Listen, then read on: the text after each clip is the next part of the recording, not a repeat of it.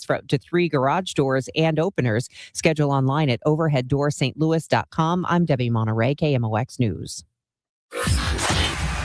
Okay, 3, 2, 1, hit it. Chris Ranji, Amy, Mark Scores. The Chris and Amy Show. You know who it is. Also, if you didn't know, this is called The Show. On 104.1 FM, KMOX. Good morning, friends. How we doing? It is a Tuesday, and it is a gloomy day out there, but not too bad. It's like, what, going to be 60-something-ish today? It's not gloomy. 60 a couple?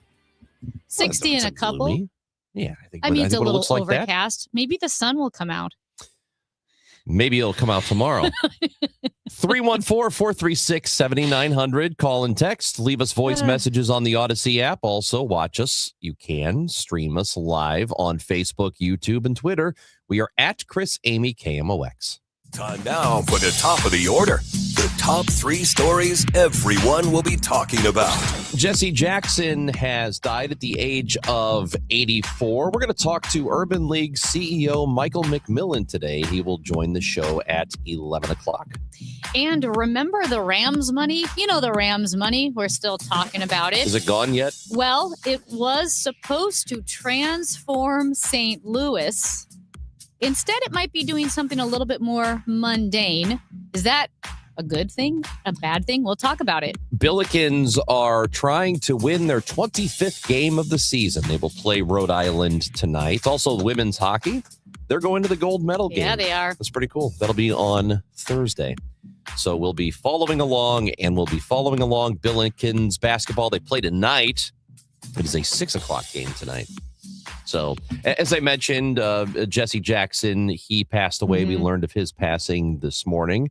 A civil rights leader who is prominent, tried his hand at running for president, seems like a few times, and obviously was not successful there, but he was important to a lot of people. We are going to talk to Michael McMillan from the Urban League about that. That is coming up in, as I mentioned, 11 o'clock. Do you know what's interesting? I'll just say this because, like you said, we are going to talk to Michael McMillan about Jesse Jackson. But there are a few memories that really, really stand out to me from when I was younger. And Jesse Jackson ran for president in 84 and 88. So I was born in 83, right? So I'm pretty young. But here's what I remember. My grandpa, he was the political guy. He always listened to KMOX. And of course, he always listened to Rush Limbaugh. Oh. Right. He was a Rush Limbaugh guy. He had the old radio on top of the refrigerator in their kitchen. And I remember him talking about Jesse Jackson, like running for president, or like, oh, he has run for president before. But I feel like I knew of Jesse Jackson at a very, very young age, just because he was so prominent in national politics that even when I was 5, I remember knowing about him. Well, he was prominently... he was on SNL all the time. Yeah. And obviously he's civil rights activist and all of that, but he was in pop culture too. Yes. Yeah. So he was kind of out there because he was a big personality. And he was on SNL. Was he also portrayed in SNL or just himself on SNL? Oh, no. Yeah. And I forgot. I cannot remember now who used to portray him. But yeah, he was prominently featured, especially when he was running for president. Yeah.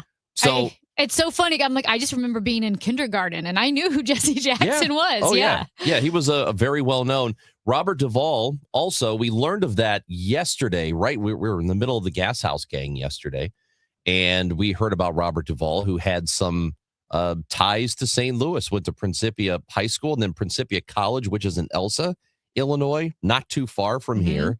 So I'm telling you, I think he is one of the great actors that we've had in this country. I know he was really, really good. And any role he took, he was extremely convincing. Yeah, and I think that was also that even when, the New York Times wrote this piece, that even if he wasn't the star, right, the lead in the movie, he was always giving that quality of a performance that took your breath away or seared that character into your memory. As a supporting actor, he was really good.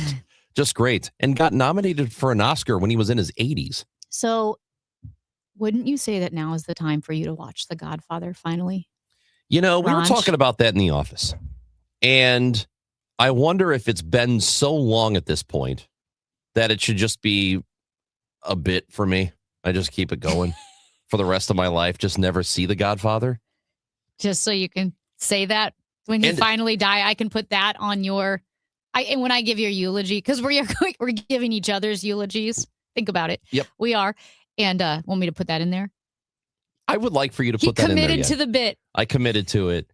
I've been talking about it for so long. And it's funny that I've committed to this because just yesterday we were trashing young people for not knowing about anything that happened before they were born. And so The Godfather was just before my time. I still should have seen it. Yep. But you know You- what? I might commit to it. You've committed to the bit. Also, speaking of committing things, the Rams money has been committed to some projects around the area. And you brought this up yesterday to us. The story about the Yeah. Rams money. So yeah, there is a story from the St. Louis Post-Dispatch about where the money has gone. And if you think about this, $790 million in the settlement from the Rams leaving town Mhm. and them, basically lying to us and them having to give us all that money. It was divided between the city and the county. And the Dome obviously gets a portion of it just because that's where the Rams used to play. And so there's a certain amount of money that was set aside for it. If you think about it, there really wasn't that much money, relatively speaking, to what a city or a region would need to make any sort of transformational move. Which was the Two- language that was used. Yeah, and that was the hope. $250 million went to the city, 169 of it to the county, and 70 to the Dome Authority, plus 30 million for the ongoing convention center expansion. So, yeah, I mean, almost $800 million sounds like a lot, but, a building can cost $800 million. Well, or A single building. an airport runway that no one uses can cost $1 billion. And so this story in the Post-Dispatch is how basically a lot of this money has not been used for anything transformational, Mhm. whether it's in the city or the county. And a lot of it is just to fill budget gaps, fill potholes. Yeah. We did, if you remember, for residents in the city, and I don't know if I opted into this or if it just appeared in my email inbox. I do not recall how I got on this list, but you were able to vote if you were a city resident on the things that you wanted the Rams settlement money to go to. It doesn't mean that just because what you voted for won, that's what they were going to use it for. They just wanted to get input from residents. And a lot of residents said to fix the water main issues. Mhm. Well, a lot of that money was appropriated to that, but otherwise, much of it hasn't been spent. And there isn't a lot of transformational stuff that is going on in the city or the county. So Jeff Rainford, he worked to keep the Rams in St. Louis and was then chief of staff to then St. Louis Mayor Francis Slay.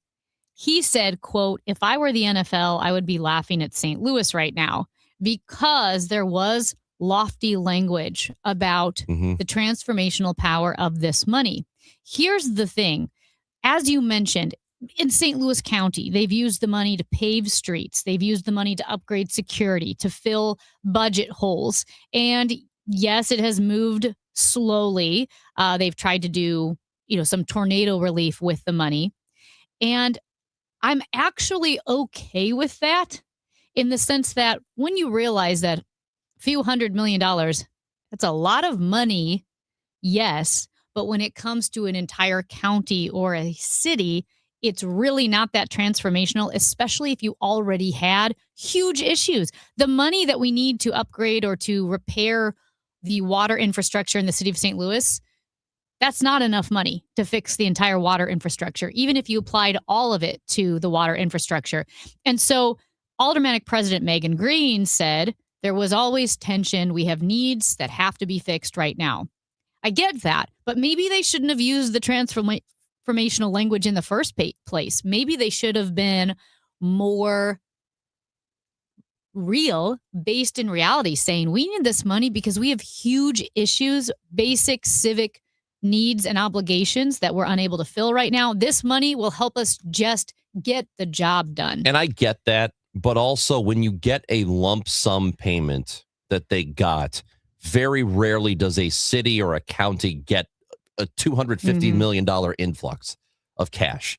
It just doesn't happen that you could do whatever you want with. You can invest it and hope that, you accrue enough interest that you can use the interest money to do things. And I know that that's part of what has been done here. And the city still has most of that money in the bank. Most of that 250 is still there. So it's not like it has been blown. And that's what the concern I had going in is this $250 million is going to end up gone within 5 years. And then we're going to say, well, what did we do with it? Did we just pay people? We paid people, to fill a budget gap with, paying police a little bit more or paying city workers a little bit more. And that money is now gone and we have nothing for it. We have nothing to show for it. That's what I'm concerned about. And that's a great point. I'd rather just sit in a bank account. Yeah. You know what I mean? We've talked about this because I feel like I'm talking out of both sides of my mouth saying, I want the basic city duties to be fulfilled. But I remember, yes, just like you, we had this conversation months ago saying this is going to be so St. Louis. We're going to have $500 million between the city and the county and the Dome Authority, and we're going to blow it and not be able to point a single finger at something that improved. So, yeah, I do feel that. I guess transformational in the sense that, is there an improvement that's made, that's lasting, that we can say, this is so much better now than it used to be? And maybe it's not sexy. Maybe it is water infrastructure, or maybe we get our roads together. But you're right. In some ways, I'm okay with basic needs being fulfilled. Yep, let's make sure the city functions. But in other ways, if in 5-10 years, like you said, we can't name something that's significantly better, I will feel like we blew it. There just has to be a noticeable difference somewhere where we do look back and say, that's what we did with that Rams money that we wouldn't have had otherwise.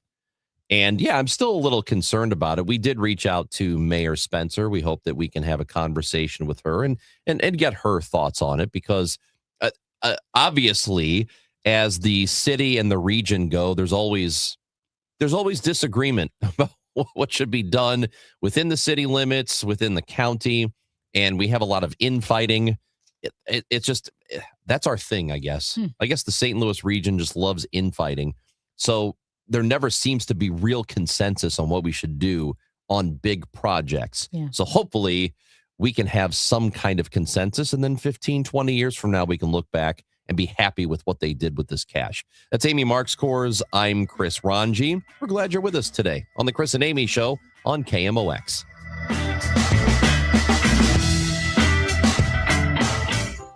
Are you turning 65 or new to Medicare?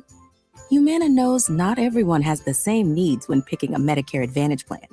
Now that I'm retired, I want to enjoy the life I've worked hard to build. So I want a plan that covers me when I'm traveling the country. Humana has a plan for that. As a veteran, I want a plan that fills in the gaps my VA coverage doesn't provide, like dental care. Humana has a plan for that. I feel good about my health. I just want care and coverage with predictable costs. No surprises. Humana has a plan for that. With a Humana Medicare Advantage plan, you get coverage and benefits that focus on what matters most to you. Learn more at gethumana.com. Humana, a more human way to healthcare. Humana is a Medicare Advantage HMO and PPO organization with a Medicare contract. Enrollment in any Humana plan depends on contract renewal. Life can feel overwhelming, but you don't have to go through it alone. On my podcast, From the Heart with Rachel Brathen, I share openly and vulnerably about everything life brings us and what we can learn by living with our hearts a little bit more open. Every Friday, a new episode brings you a new story with topics on self-care, motherhood, healing, and more. You are enough, just the way you are. And this podcast is a reminder of that. Follow and listen to From the Heart with Rachel Brathen wherever you get your podcasts. This is the story of the one. As an HVAC technician, he and his digital multimeter are in high demand. So when a noisy office HVAC turns out to be a failing blower motor, he doesn't break a sweat. With Grainger's easy-to-use website and product information, he selects the product he needs to keep everything humming right along. Call 1-800-GRAINGER, click Grainger.com, or just stop by.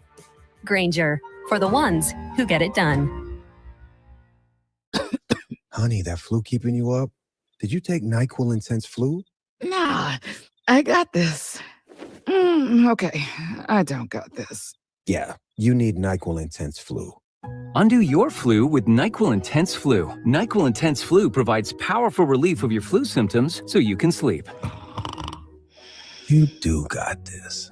NyQuil Intense Flu. The nighttime sniffling, aching fever. Best sleep with the flu medicine. Use as directed. Keep out of reach of children. Hey there, it's Kevin Wheeler, and I'm joined by my friend and St. Louis real estate expert, Gloria Liu, your home sold guaranteed realty. And Gloria, everyone knows you for your guaranteed sold program, but you also help your sellers get multiple cash offers, right? That's right. Some sellers are looking for speed, certainty, and to avoid repairs and open houses. I just helped a family in December to sell their parents' estate. They chose me because I offered 4 cash offers at our first meeting, which gave them options picking the best cash offer, whether it's multiple cash offers or my guaranteed sold program. My sellers are always in control to sell fast and for the most money. It's my guarantees and my buyers in waiting program that set me apart from other realtors. If you're ready to make your move without the hassles, guaranteed, then call Gloria Liu right now at 314-325-6888. That's 314-325-6888, or visit GloriaHasTheBuyers.com. Gloria and seller must agree on price and possession date. I'm Ultima Morgan of Morgan & Morgan. Every time one of my children started driving, it was terrifying. Thousands of accidents happen across the country. We see it every day. If you've been injured in a car accident, call us. Dial pound law or visit forthepeople.com for an office near you. For 100 years, KMOX has been a part of St. Louis. Now, those moments live on, preserved, remastered, and ready to be heard again. Discover KMOX from the Archives, a podcast featuring classic audio from a century of service. Sponsored by Overhead Door Company of St. Louis, the genuine, the original. The KMOX from the Archives podcast, available now at KMOX100.com or wherever you get your podcasts. A century strong, the voice of St. Louis, KMOX.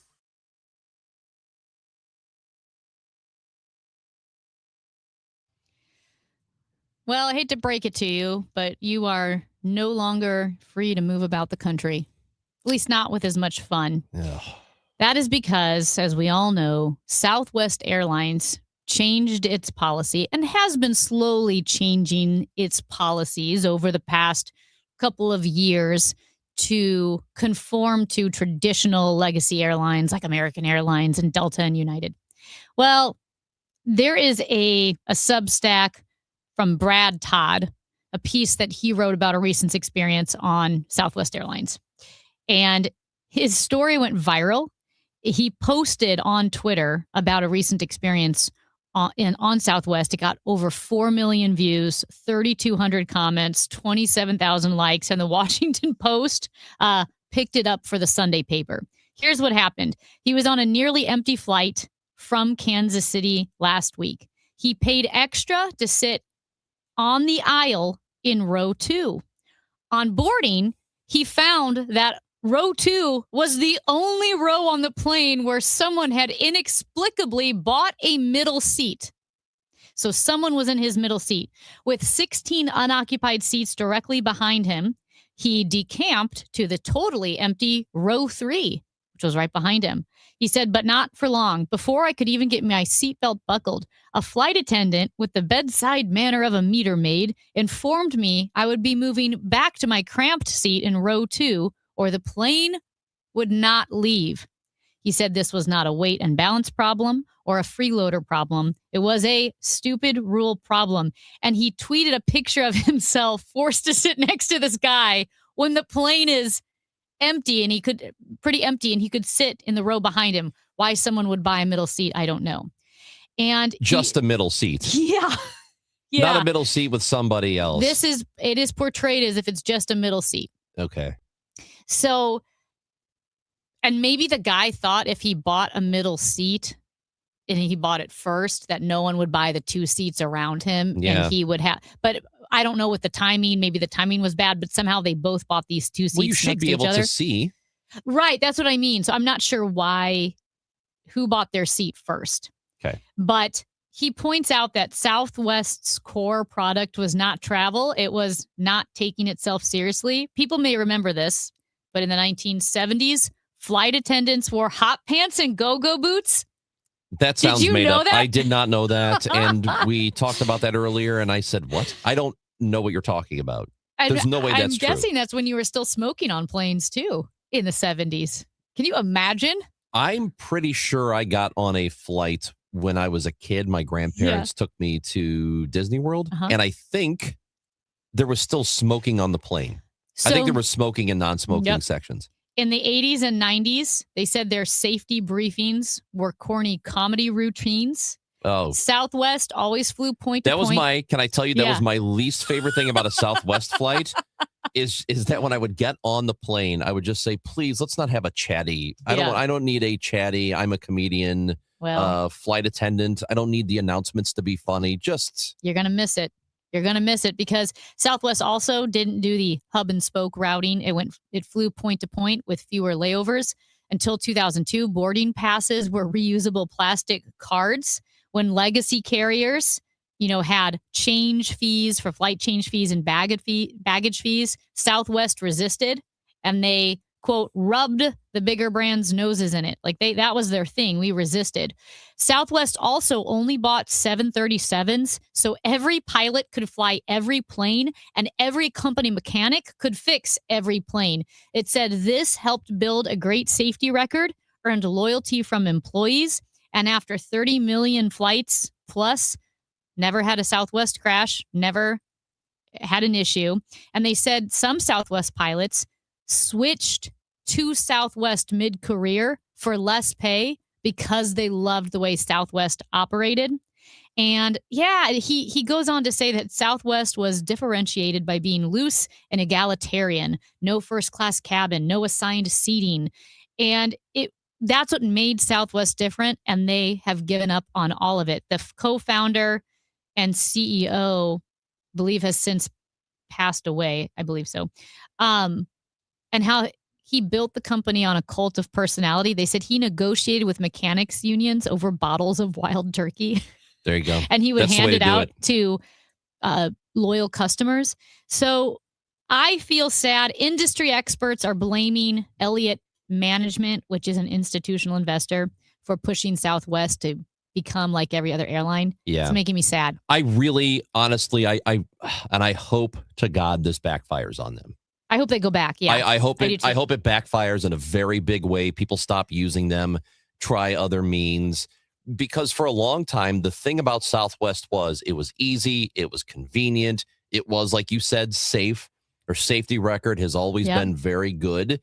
It's just no frills, right? You just get on the plane, you get to where you're going. It's relatively inexpensive, and that's it. It's not like inexpensive, but also, what's the really bad one? Frontier? Or no, is it? Yeah. Frontier and Spirit. Spirit. Yeah. Okay. It's not like a Spirit Airlines No. where you're not sure if the engine's going to fall off or not. And you don't even know if there's a flight attendant or a pilot.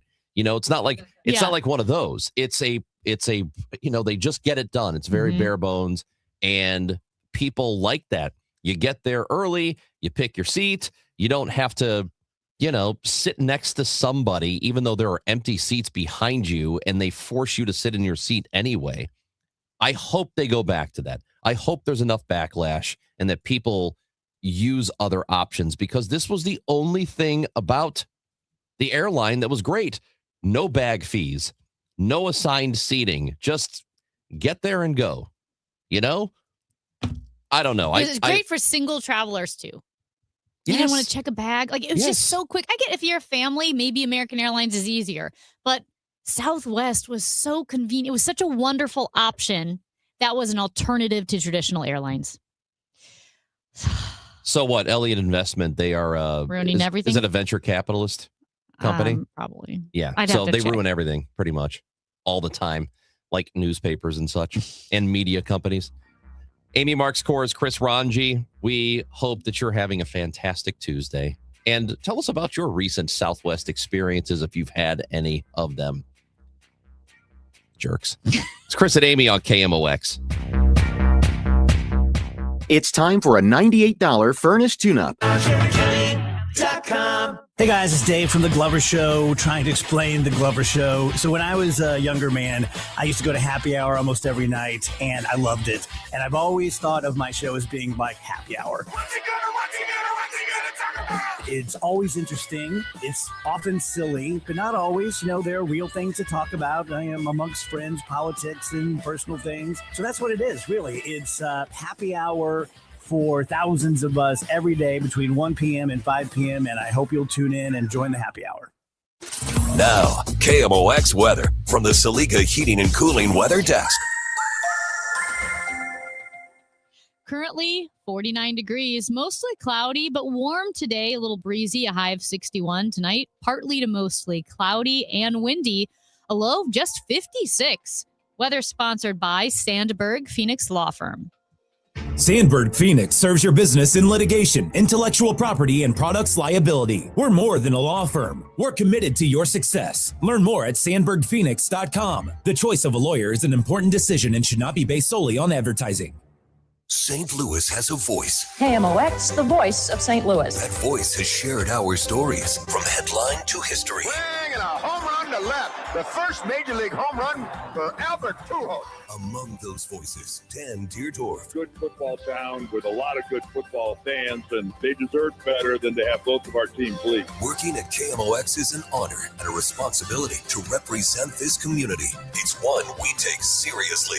KMOX, the voice of St. Louis. This is Joe Cordell of Cordell & Cordell. Cordell & Cordell is the largest family law firm in the country, with over 35 years of helping clients navigate divorce. If you or someone you care about is facing a family law issue, let us set up a 1-hour Cordell Consult. The Cordell Consult is a meeting with a local attorney who will give you clear guidance about your options, whether it's a separation, a postnuptial agreement, divorce, or custody. CordellCordell.com. The choice of a lawyer is an important decision and should not be based solely upon advertisements. 600 Kelwood, St. Louis. Jefferson Starship, the Runaway Again Tour.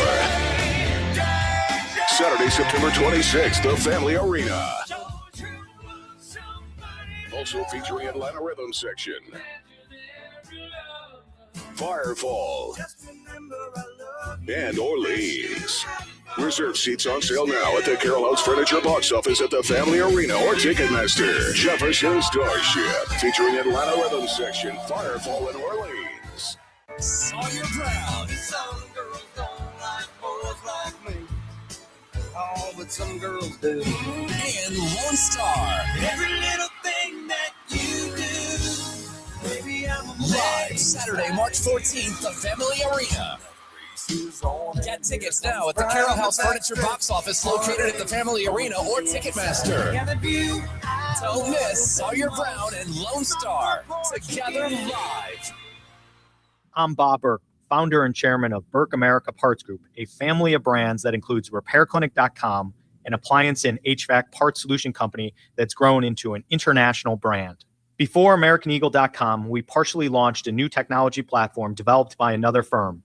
American Eagle helped take our technology to a whole new level with digital marketing, software development, and business insights into our key markets, appliances, HVAC, and outdoor power equipment, and did so both on time and on budget. AmericanEagle.com has the resources, experience, and talent needed to produce solutions. Our new technology platform, developed by AmericanEagle.com, has produced tremendous results with higher traffic, conversion, engagement, and online revenue. If you have any home repairs you need to take care of, check us out at RepairClinic.com. If you need a world-class website or technology project, then I would highly recommend AmericanEagle.com. Call AmericanEagle.com at 773-NETWORK. That's AmericanEagle.com, 773-NETWORK. Hey guys, Glover here for Zero Res. Zero Res wants to give your home a little extra love. This week only, get 3 rooms of carpet clean for only $109 plus a 4th room for free. Book online by February 20th at ZeroResSTL.com.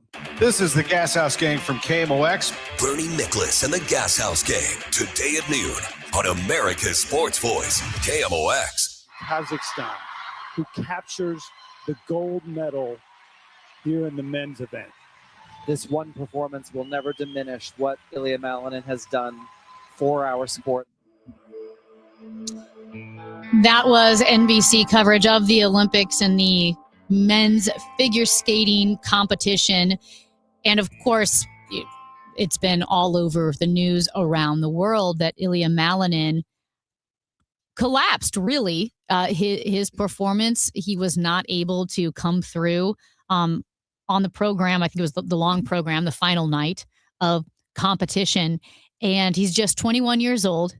And so many people cheering for him. He's never lost an international competition.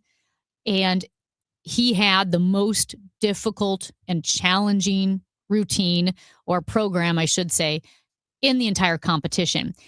There's a story, Ranj, on Awful Announcing, that website. It's kind of goofy sometimes, but this is actually a legit story. When they interview coordinating producer and producer for NBC Olympic coverage, so literally the NBC control room, talking to these two producers about how they handled the coverage of Ilya Malinin's collapse, which they're saying is a historic collapse. And they were preparing for him to have a great night, maybe be challenged. You talk to the broadcasters, Johnny Weir, Tara Lipinski, okay, here's how we're going to handle our coverage tonight. But then when he started to fall, the first thing he did is he popped two of his jumps, meaning he still jumped, but instead of doing a quad, spinning 4 times, he did 2 times. You can't do 2 times. Yes. So they call it popping the jumps. So he popped a couple of jumps, and the producer does NBC are in the control room going, okay, this is a big deal, but he's still got, 7 more jumps or whatever left. And then he falls. And then it starts to implode. And they realize that what they were seeing was a historic implosion on a global stage. And they talked about how Johnny Weir and Tara Lipinski, and oh my goodness, I'm blanking on the other broadcaster, but there's 3 of them. Terry? Anyway, they handled the situation with grace and aplomb, because you have to acknowledge that what you are witnessing is historic on watching this skater who is objectively the best in the world, has done things that no one else can do. And you're watching him fail on the biggest stage of his very young life. But you also don't want to focus so much on his shortcoming in the program that you take any credit away from the winners, from the medalists, the gold, silver, and bronze medalists. So they talked about how they handled it. Well, it also should be pointed out that the way the leader room area is situated is after you get off the ice, you have to walk right by the guy in the lead, which is what Ilya Malinin did. So imagine he knows what happened. He can't believe what happened. He's in shock from the falls, the disastrous program he had. I think he finished in 8th place. He walks by the leader who he knows, the guy who ended up from Kazakhstan, who won the gold medal. They've trained together since they were kids. He hugs him, congratulates him. Then within 60 seconds of walking off the ice, he gave a gracious and composed interview to Andrea Joyce of NBC. And someone pointed out on Twitter and said, if you're watching this in prime time and you think that they edited that Andrea Joyce interview to compress it for the primetime broadcast, no, this was real time. He really talked to her in 60 seconds, within 60 seconds of walking off the ice. And Ranj, I cannot put myself in that position where you have so much pressure. People are basically guaranteeing that you're going to win gold. Maybe, there is another skater who could challenge you and maybe silver if he had the skate of his life. But you're the best in the world. That's, that's your identity. And you fall apart, and then you have to address the media. And I will say a lot of athletes have not handled themselves so graciously in the seconds after a collapse. Well, he's got 4 years to get himself together. Because he's 21 years old. 21. You're It's so he young. just turned 2 back in December. So he's a pretty young 21. He'll be back there. And, I know that you got to wait a long time to get back in that spot, but he will have another opportunity. I mean, most likely, you never want to take anything for granted, injury Sure, or what have you. But it's kind of like the Dan Jansen thing. If If you remember that from the 80s, he was a speed skater and he Mhm. was like supposed to dominate and he fell. And I believe he fell twice. Yeah. And it was such a big deal at the time because this was a guy who was supposed to blow Mhm. everybody else away. And then he ended up doing that, which is one thing you can. I mean, it's a race. So you cannot fall Mhm. in the middle of a race or it's over. And that's what happened to him. So this is kind of, for me, reminiscent of that. But I think he'll be all right. He'll get back there. It stinks. But, he's got some time. I think the problem with the Olympics or the difficulty with it is that you do have to wait so long that there isn't a tomorrow. There There's isn't no- even yeah. a next year. You can't do that. You do have to wait several years before you can get back out there. I mean, there are other competitions, but the Olympics Yeah. is the Olympics. Well, that's why, going back to marathoning, you train every day after day, week after week, month after month, 6 months, 7 months, whatever it is.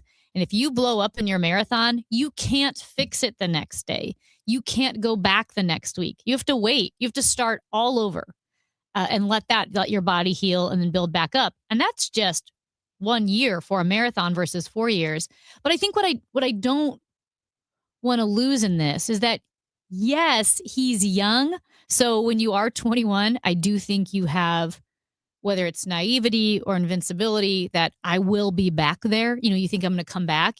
Yes, he has that, but also he's young and he had the wherewithal and the composure to be gracious in a disastrous loss, to congratulate his competitor, to speak with Andrea Joyce and say, I blew it. I messed up. When how many athletes have we seen, much older athletes, professional athletes making millions of dollars, storm off, don't talk to the media or get snippy with the media? Like, hey, man, I just had the worst day of my life. Leave me. Why do I have to answer your questions? Rory McIlroy has not wanted to talk to media before. We've seen this in every professional sport where either they don't talk to the media or they get snippy and we say, well, I kind of understand because he had the worst day ever. But this 21-year-old really showed a lot of composure, which I think bodes well for him, but also is part of that whole championship mentality. If you're going to be a champion, you have to be able to handle disasters as well as you handle victories. One thing I know is that I could not be a figure skater. I just know that I can't do that. I cannot be a figure skater. I do not have the skill for that. But I'm pretty sure that I could do bobsled. And Colin Jost thought the same thing. They gave him an opportunity to try his hand at bobsledding.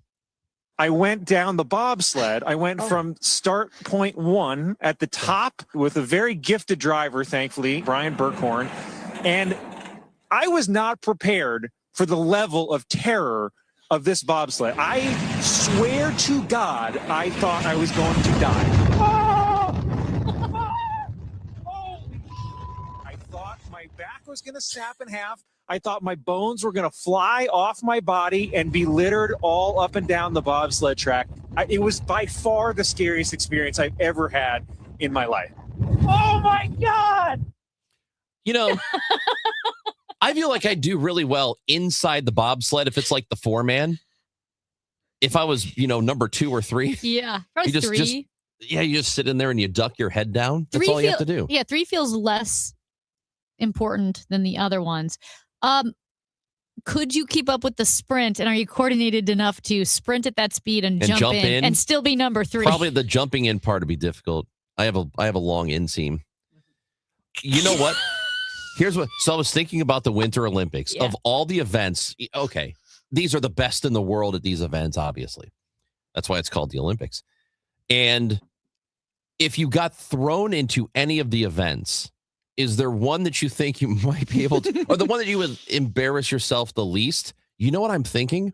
I think it might be skeleton for me. Head first? The head first. I think I might be able to do skeleton. See, hear me out. I might be luge and you might be luge, because here's the thing with skeleton, you sprint. You have to sprint and jump on the sled. With luge, I think you start sitting down and you use your arms. You pull. Yeah, no sprinting. You do like the little flapping. The flapping. Yes, like of your when hands. you're trying to go fast on like a wagon. Right. Yeah. I don't know, man. I just feel like I would have better control of the rig if I'm head first. If I could see what's right in front of me. Okay, watch the skeleton. you are running with the sled on your left side. So you're holding on to the rightmost handle with your left arm, running with the sled on your left side. Then you have to get behind it and then jump on.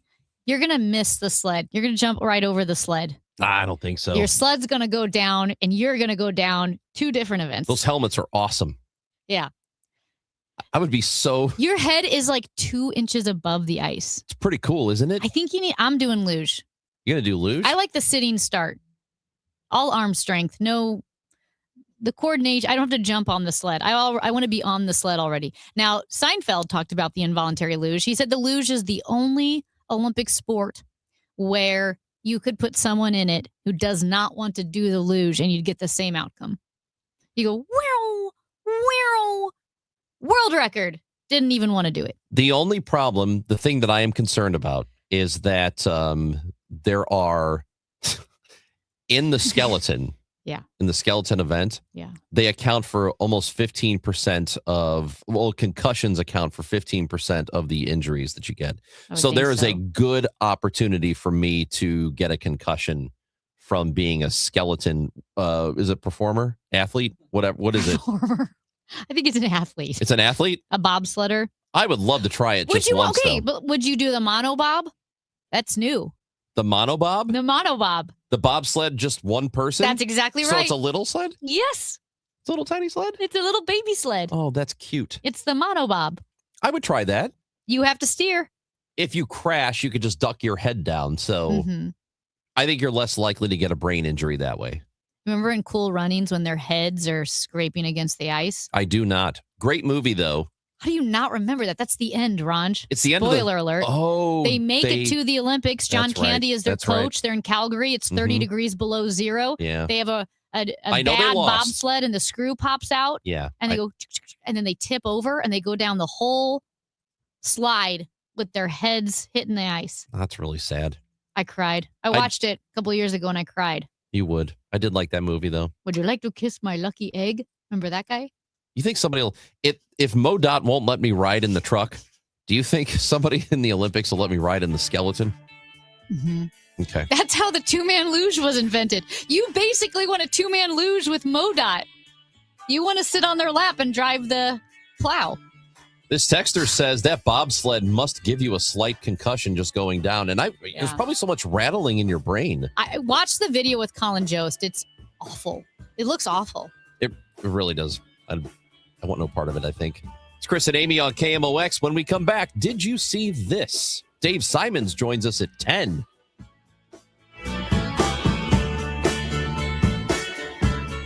Hey guys, Glover here with my friend Stewie from Stewart's American Mortgage Corporation. Stewie, I think this is going to be a strange season for real estate. Just kind of feel it in my gut. What can people do apropos of their mortgage to put themselves in a better position to get that house? You know what, Dave, that's a great question. There's a bidding wars that are going to happen this spring. You want to get the house. This is how you're going to make things better. Number one, we give you the power of the pre-approval letter. That means you can go into our portal and generate the letter and edit it for any amount you want up to the amount you're approved without chasing the loan officer. Number two, the bagel loan, no closing costs, no title fees, no lender fees, no appraisal fees. It's a bagel. Bagel looks like a zero, easy to remember. Add that money you would normally pay onto your bid and beat the other offers out. And you know what? The third thing is we can close fast. 10 days. They're going to look away at the other offers because most lenders take as much as 30 days to get done. You can call or text Stewie at his personal cell phone, 314-324-4440, or you can Google the bagel loan, NMLS 226715. Every spring brings promises,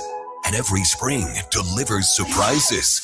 This year, the Cardinals are writing a new story, and there will be plenty of surprises. Matt Pauley is in Jupiter with inside access to Camp Cardinals. Presented by St. Louis Composting. Composting, growing gardens and making memories. And Happy Roof. We always create happy endings. From breakout performances to roster revelations, get reports throughout the day on the voice of the Cardinals.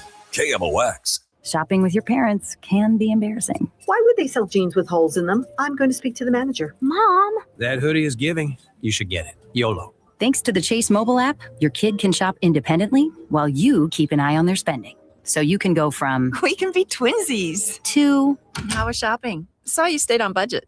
Thanks, Mom. Freedom for kids, control for parents. That's family banking from Chase. Account subject to approval. Chase mobile app is available for select mobile devices. Message and data rates may apply. JP Morgan Chase Bank N.A. member FDIC. Barnes Jewish Hospital and WashU Medicine physicians have long been leaders in heart and vascular care. Now, we're taking the patient experience to another level by opening our new state-of-the-art patient tower, designed specifically with heart patients in mind.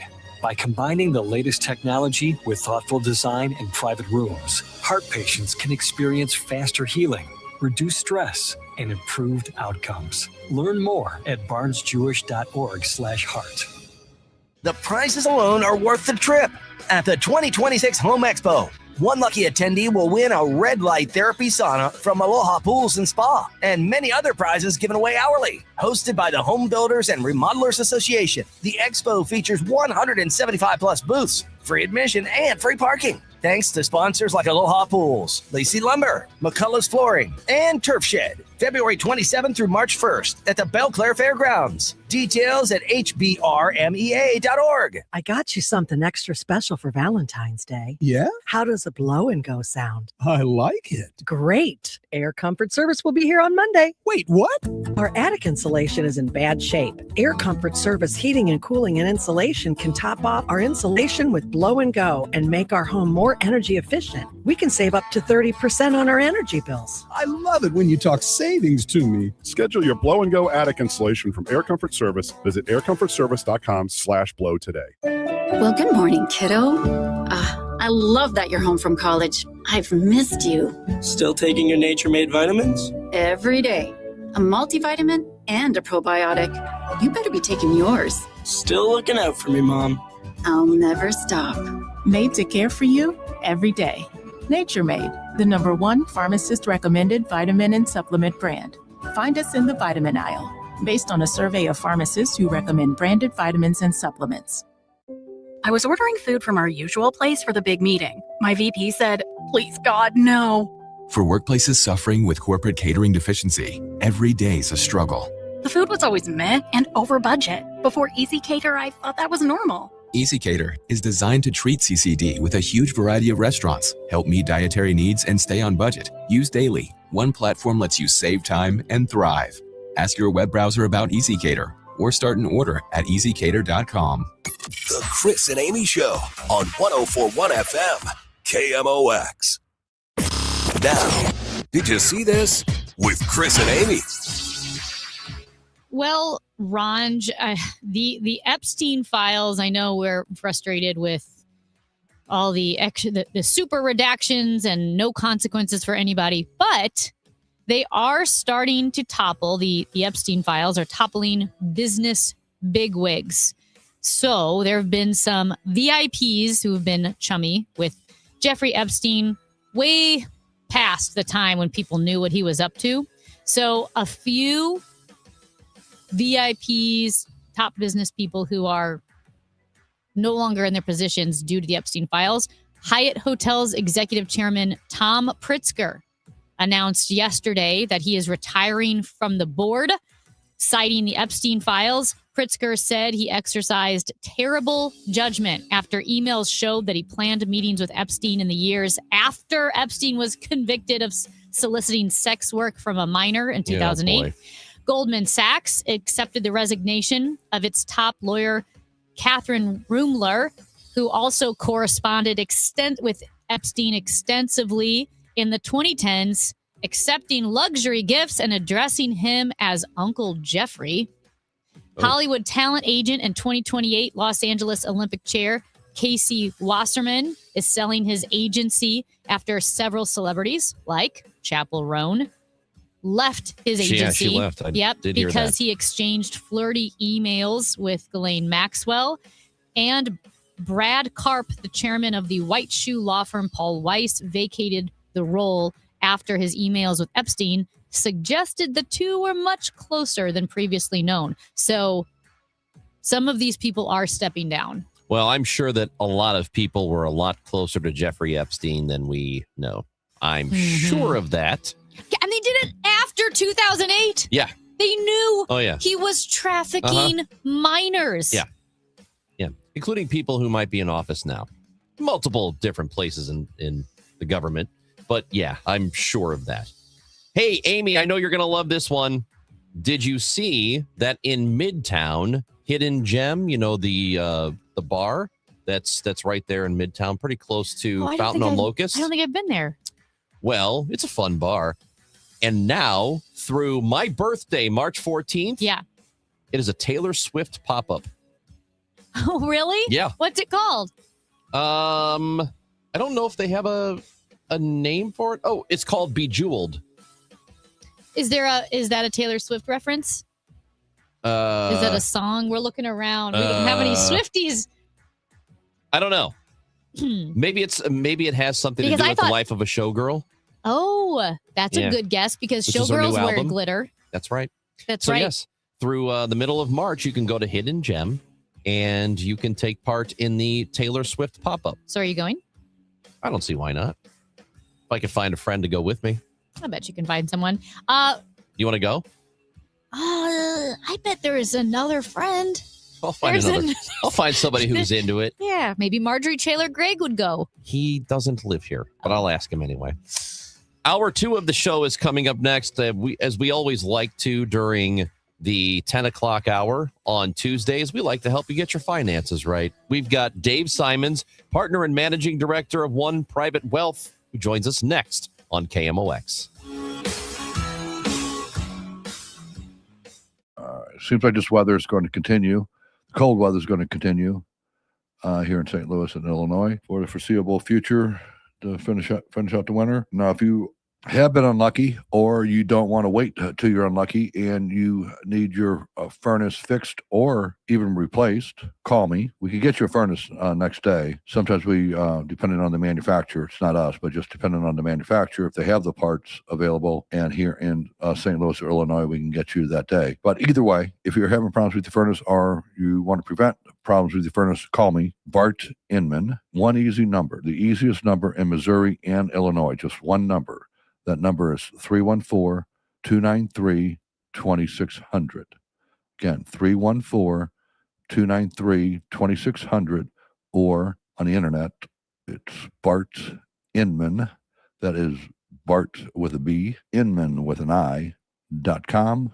God bless. Attention all dog owners. If you have ever listened to the radio or TV for any length of time, you've probably heard of America's #1 dog supplement, Rough Greens. Greetings, naturopathic Dr. Dennis Black, Amazon best-selling author and founder of Rough Greens here. And if your dog suffers from bad breath, itchy skin, licking paws, joint pain, or low energy, the truth is their food is probably to blame. You see, all commercial dog food is dead food. That's why I created Rough Greens.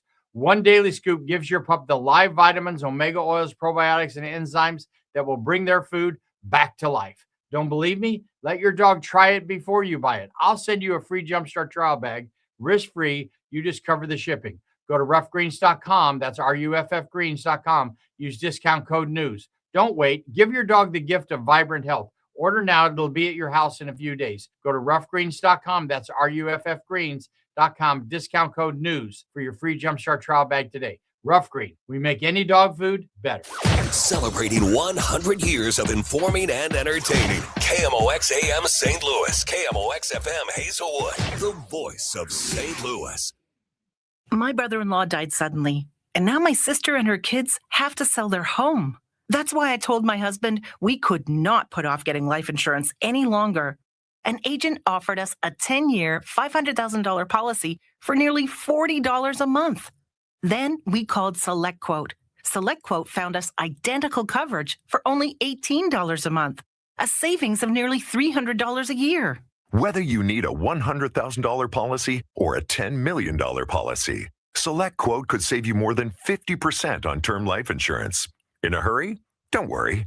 With SelectQuote, you can get up to $2 million in instant, affordable same-day coverage with no medical exam. Call SelectQuote at 1-800-637-9116. That's 1-800-637-9116. Or go to SelectQuote.com. That's 1-800-637-9116. Full details on example policies at SelectQuote.com/commercials.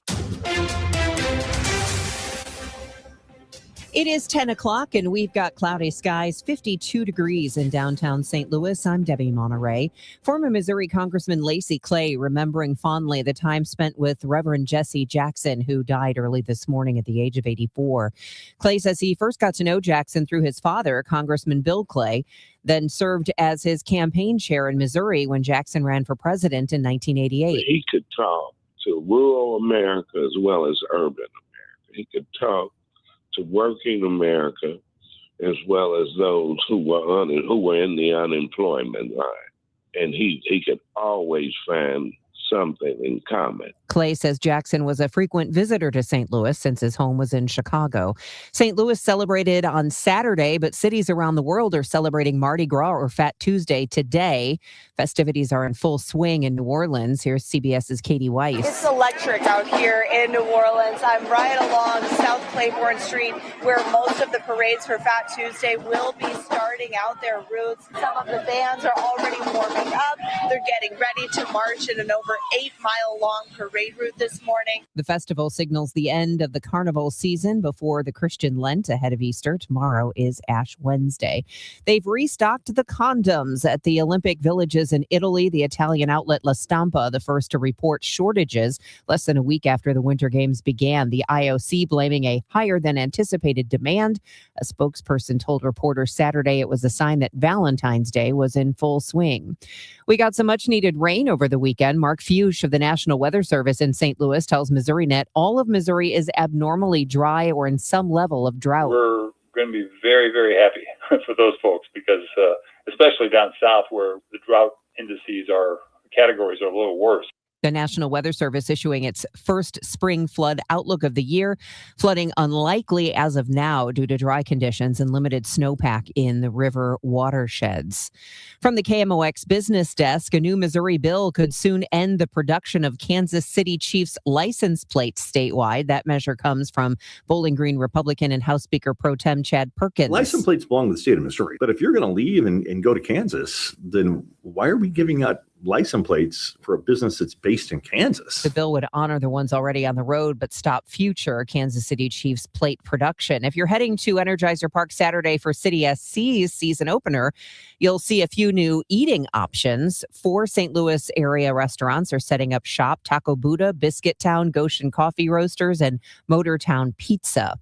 From the Saliga Heating and Cooling Weather Desk, we're going to have a mostly cloudy day with a high of 62, 58 overnight, and then we'll see some more sunshine tomorrow with a high near the record of 74.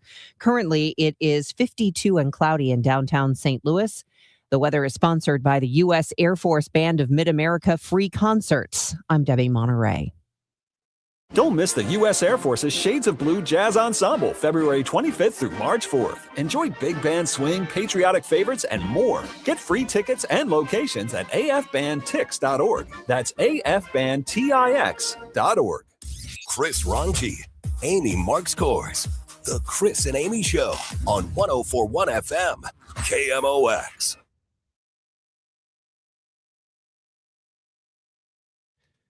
Oh, I guess we better just start talking then. We're having a technical issue here, but we are okay, I think. Amy, are you okay? I'm fine. Yeah, I'm pretty good. Worried sick about you for a minute. It is a Chris and Amy show on KMOX 104.1 FM and the free Odyssey app. Hope you're listening in. It is 10 o'clock or just after, and it is time to talk with Dave Simons, partner and managing director of One Private Wealth. And Dave is with us on KMOX. How you doing, Dave? I'm doing great, Chris. You know, you guys could just sing your way back in. You could be your own bump music, couldn't you? Dave, well, they've given us some notice, maybe. No, I agree with Dave. Here's the thing, Dave. Every time I try to be a happy, positive person and sing a little tune to bring some joy into this dark, depressing place, they get mad at me. Yeah. Well, is it because you don't have a singing voice? Your pitch is off, or what? That's what they say. Yeah. Well, there you go.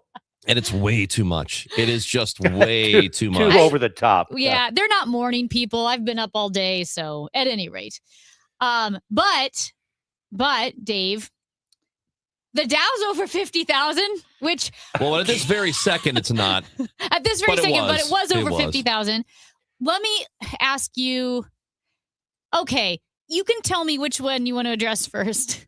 One, the significance of it being over 50,000, and two, have you ever seen politicians use the down number so ubiquitously to avoid other questions? I know where you're going with this. Okay. Of course. Of course, politicians are always going to try to take credit when things are going well. That nothing new there. But to this degree, no. To say, don't look here, look over there. That was a little different. And we're also living in a different world now with the internet and social media and the meme mania that's gone crazy over Pam Bondi saying, Dow 50K. They've been pretty funny. But to your first question about is it significant? Yes and no. The yes part is, yeah, it's a reflection of how far this market has come in recent years. It's done extremely well. So in that, from a psychological standpoint, yes, that's all good news. And it gets people talking about the market. That's never a bad thing. However, historically, a lot of times when the market has hit these big round milestone numbers, it can mark kind of the top where all the euphoria is out there. And a lot of people have actually used Pam Bondi's attention to 50K is like, that could be a top. When now you have political leaders saying, look at how great this has been. From a counterintuitive way to look at it is, is that going to be it for a while? I don't know, but go back in history. When the Dow first hit 1,000 way back in 1972, it would not go above 1,000 for another 10 years. Think about that. And everyone was talking about, yes, Dow 1,000. This is crazy to think about where we were, 40 years ago in the Great Depression at the time. And here we finally made it all the way back and we're at 1,000. And that turned out to be a top. And we went right into the 73, 74 bear market. Fast forward, the Dow hits 10,000 for the first time in 99. Yay. And I remember it. People are wearing their Dow 10K hats on Wall Street. Now, we did keep going a little higher. We hit about 11,000, and then that was it. And then we had the terrible decade of the 2000s. We would not go above 10,000 for good until about 2013. So it took a decade plus to get through that.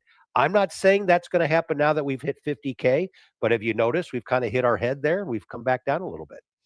Yeah, it is under at the moment. And also just a little sidebar here. I feel like it's a little strange. The Attorney General is concerning herself with the Dow. It has nothing to do with her job, but that's completely beside the point.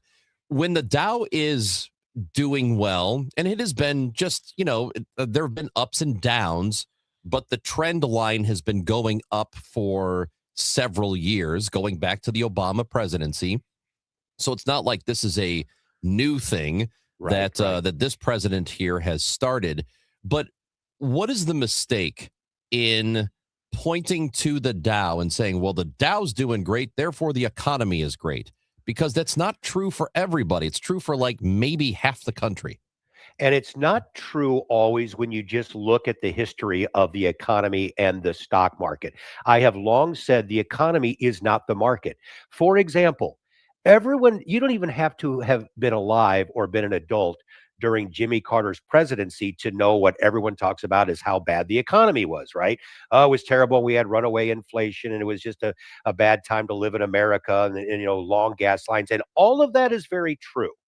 But do you realize the stock market was up 3 out of 4 years? And that Jimmy Carter's years just to make money in the market was actually one of the better ones. And that's a head scratcher for a lot of people. It's because corporate profits were still very strong. And that's what Wall Street cares about. You could look at it and say, oh yeah, the economy is not doing that great and employment's not, it's higher and all these bad things. Oh, but look at Apple's earnings. Mm-hmm. Look at Home Depot. They're killing it. Look at this company over here. Look at AI is creating now new millionaires. Conversely, you could actually have a pretty decent economy and the stock market is flatlining. You think, why? So, Chris, you bring up a great point. People need to separate what's happening in the economy overall and the market because they're not always joined at the hip. And to your point as well, even deeper still, Lots of people are enjoying these record highs in the market and enjoying the stronger economy. Lots of people aren't either. Does the rise of the Dow, like as it surges, does it just exacerbate the K-shaped economy then, that the people who are generally more well off are going to have more investments, be more involved with Wall Street, so they're feeling pretty good? Meanwhile, the rest of us are thinking, hey, the Dow doesn't affect me. Well, and I'm seeing that. I can give you some anecdotal stories about that, Amy, because I see it in my own little corner of the world. The clients who I deal with who participate in this, and their net worth is going up quite a bit. This is why, really, frankly, the economy is doing well, because of the K shape. The people who live on that upline of the K are really supporting the economy, and they're supporting a lot of what's happening in the stock market as well. And I've got clients who are now cashing in and taking profits and buying new property, buying a new home, buying new cars, taking vacations. They're fully enjoying this. Where people on that lower part of the K are saying, well, I have a little bit in a 401k that I'm trying to put aside, but all I'm trying to do right now is educate my kids and put food on the table and pay the utility bills. So, we talk about this sometimes and say that this is a much bigger issue that is really not conducive to sit here and talk about it and solve all the problems in 60 seconds, but it's real. And it is gapping a little bit between the two. There's no question about it. It can be concerning longer term. Dave, there was a piece in the Wall Street Journal recently, yesterday, in fact, and the Wall Street Journal polled or talked to 18 people, 1,800 people. I was going to say, that's a small sample size. 1,800 people, asking them, what makes you an economic optimist? And it was a pretty interesting response, and they break it all down. But I wanted to ask you, do you consider yourself an economic optimist? It could be yes, could be no. And then, why do you feel that way? Boy, that's a great question. I'm an optimist by nature, and because I'm a historian. My dad has a PhD. He was a college professor in history, and that's just in my DNA. And so I use history as a guide, and people who have ever really gotten down on this country have been proven wrong time and time again. And without getting to the politics, we know we're very divided right now, and some people are very optimistic and some people are really worried, and both have legitimate concerns and legitimate gripes. They do. But what we're going through now, I remain an optimist. This country goes through pendulum swings back and forth. And those who lived through the 60s will say it's pretty bad right now. But I remember when it was even worse in the 60s. Or maybe now it's starting to get as bad, but we survived it and we got through. And maybe we're not going to get through this for a while. We're so far to one side that in the 28 election, maybe we'll go so far and I got to be careful here, but say you have an AOC or somebody like that who's president and go, oh my gosh, what did we do? Well, you went so far over here. And eventually we'll start to come back for the middle. And I say that because we've had basically 250 years of history to show this. And I'm also convinced that even if we do go through a bear market and a 2008 again, which was terrible, and people were worried about the next Great Depression, legitimately so, we will get through that and we will survive it. And I will remain that way for the rest of my life. Nothing is going to change that. I'm not naive and I'm not being glib.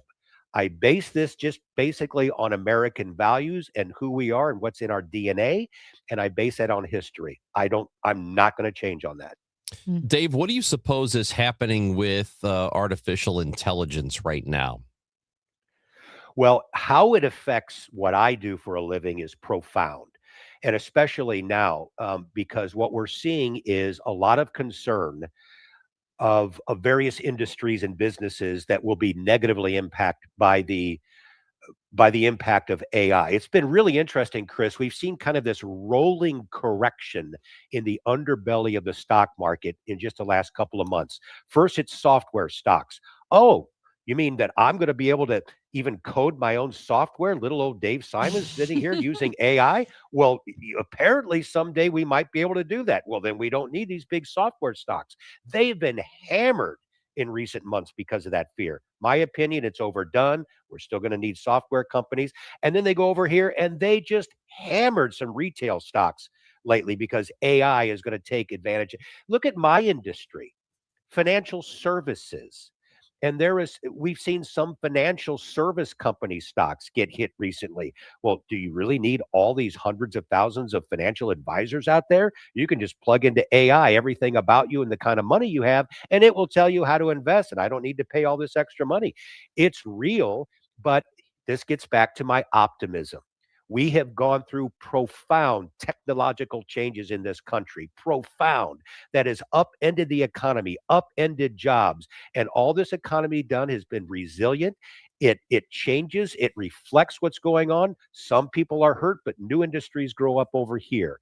This will be one of the most impactful changes we've ever seen in the country. But the economy will still move forward and the financial markets will still make people money. So if you are a holder of any AI stock and you're seeing the sell-off that's going on now, what do you advise people? And I know you want to be careful about advising them what to do here, but what do you think about that? So I can say this. There are going to be winners and there are going to be losers, just like there was 25 years ago when the internet first burst onto the marketplace, and then the internet bubble burst, and some companies like Amazon, and there was no guarantee they were going to make it. That was $140 stock or whatever, and it got down to about $1. And it looked like, okay, they're going to go under. Well, we know it didn't. Many other companies did. I think you're going to see something like that, maybe not as dramatic, but some of the companies that are doing well right now may not be around 5 years from now.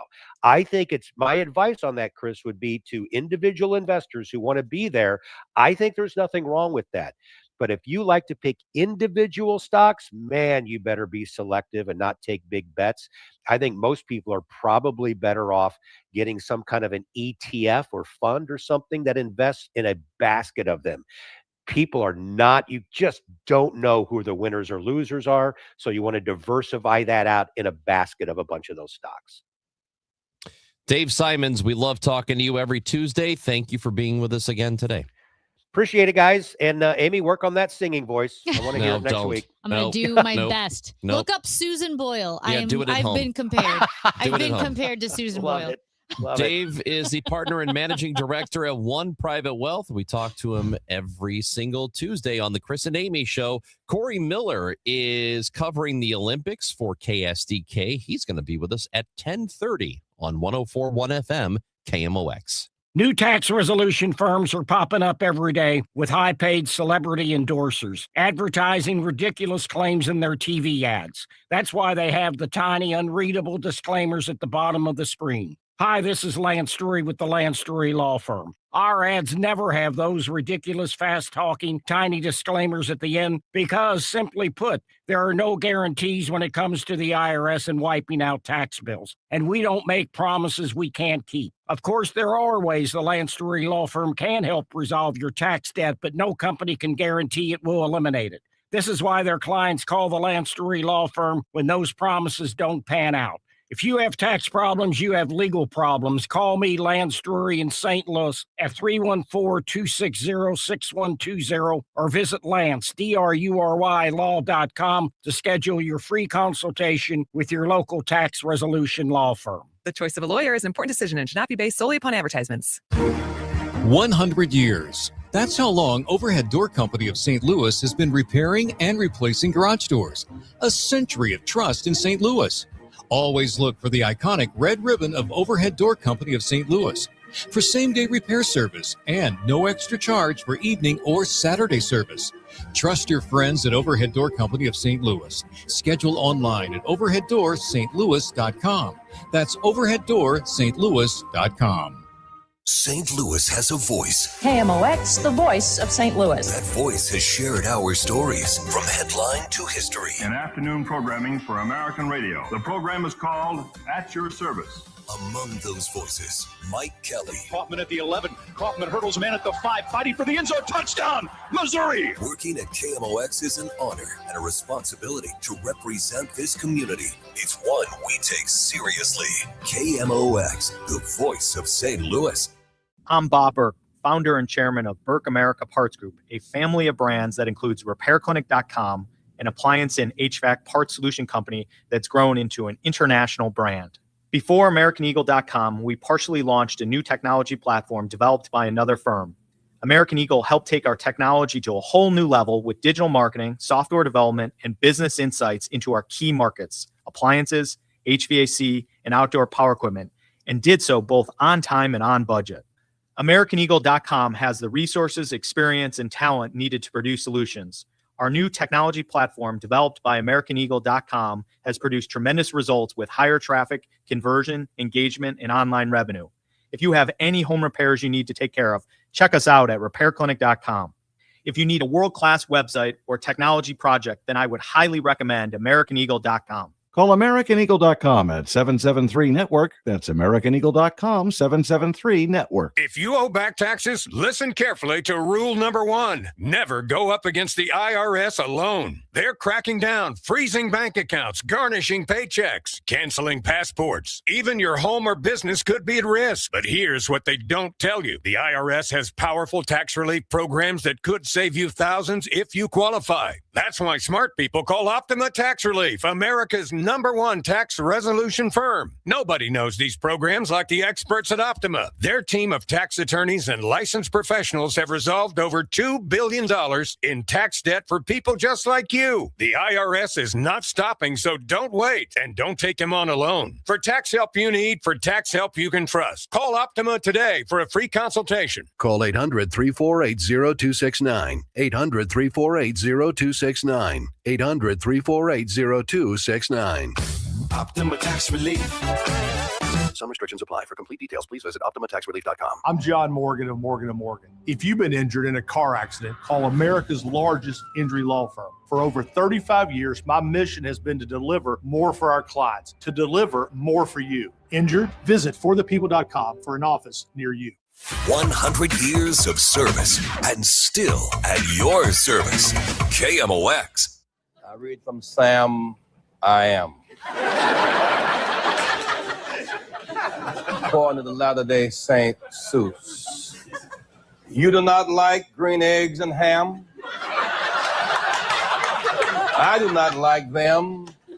Sam I Am.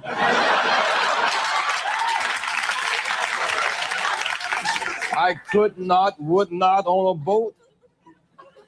I will not with a goat. I will not eat them in the rain. I will not eat them on a train.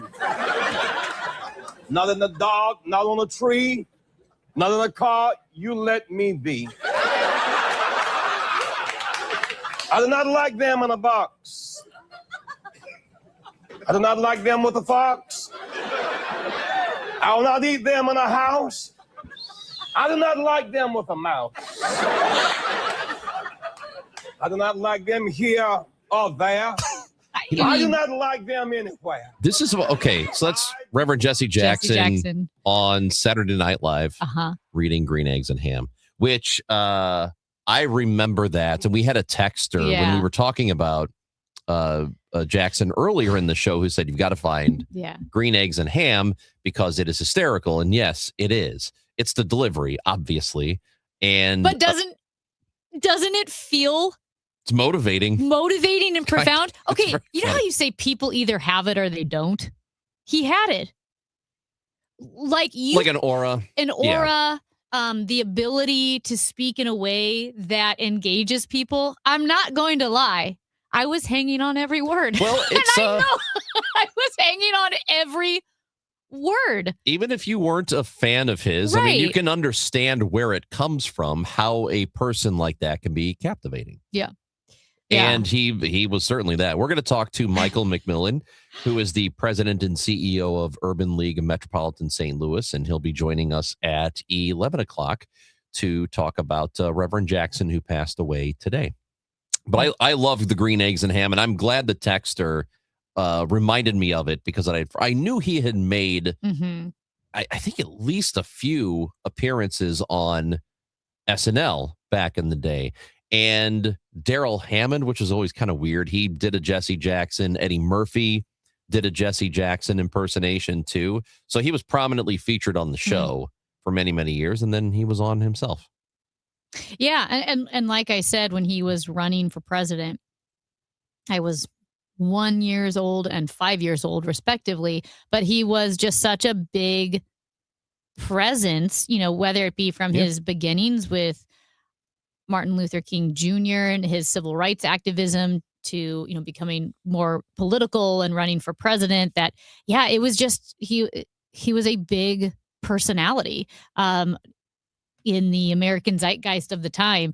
But yeah, looking forward to chatting with Michael McMillan. But I also I appreciate how very, very serious people could do very funny things on Saturday Night Live. Do you know? Yeah. Like I think we are. Remember how I said I fell into that algorithm of, the way things were. And you have to be careful with nostalgia. As we noted yesterday, things were not perfect. People were not pure. I get it. Politics has always been pretty dirty. But there was a little bit, we can acknowledge objectively there was more decorum, and we can acknowledge objectively that we used to be able to take ourselves pretty lightly and not take ourselves so seriously all the time. Well, it didn't used to make people angry when the president was made fun of. Bill Clinton. Phil got Hartman's so Bill much. Clinton. He got, oh my. And it wasn't even that. It was late night shows constantly making fun of Bill Clinton. And what did we all do? We collectively laughed at it. We didn't get mad. We didn't cry about it. Now it's very difficult to make fun of the president because people want to cancel you. The people who are upset about cancel culture can't wait to cancel you. And that's how we do it now. Yeah. You cannot make fun of the president right now. You just can't because people get so angry about it. Do you remember David Letterman had a segment? I don't know how long it lasted, but it was called like Great Moments in American History or Great Moments in American it was with Presidential George Bush. Well, presidential speeches. No, it was multiple presidents. There was a lot of George Bush though, right? Yeah, I know it went into Obama for sure, but he would.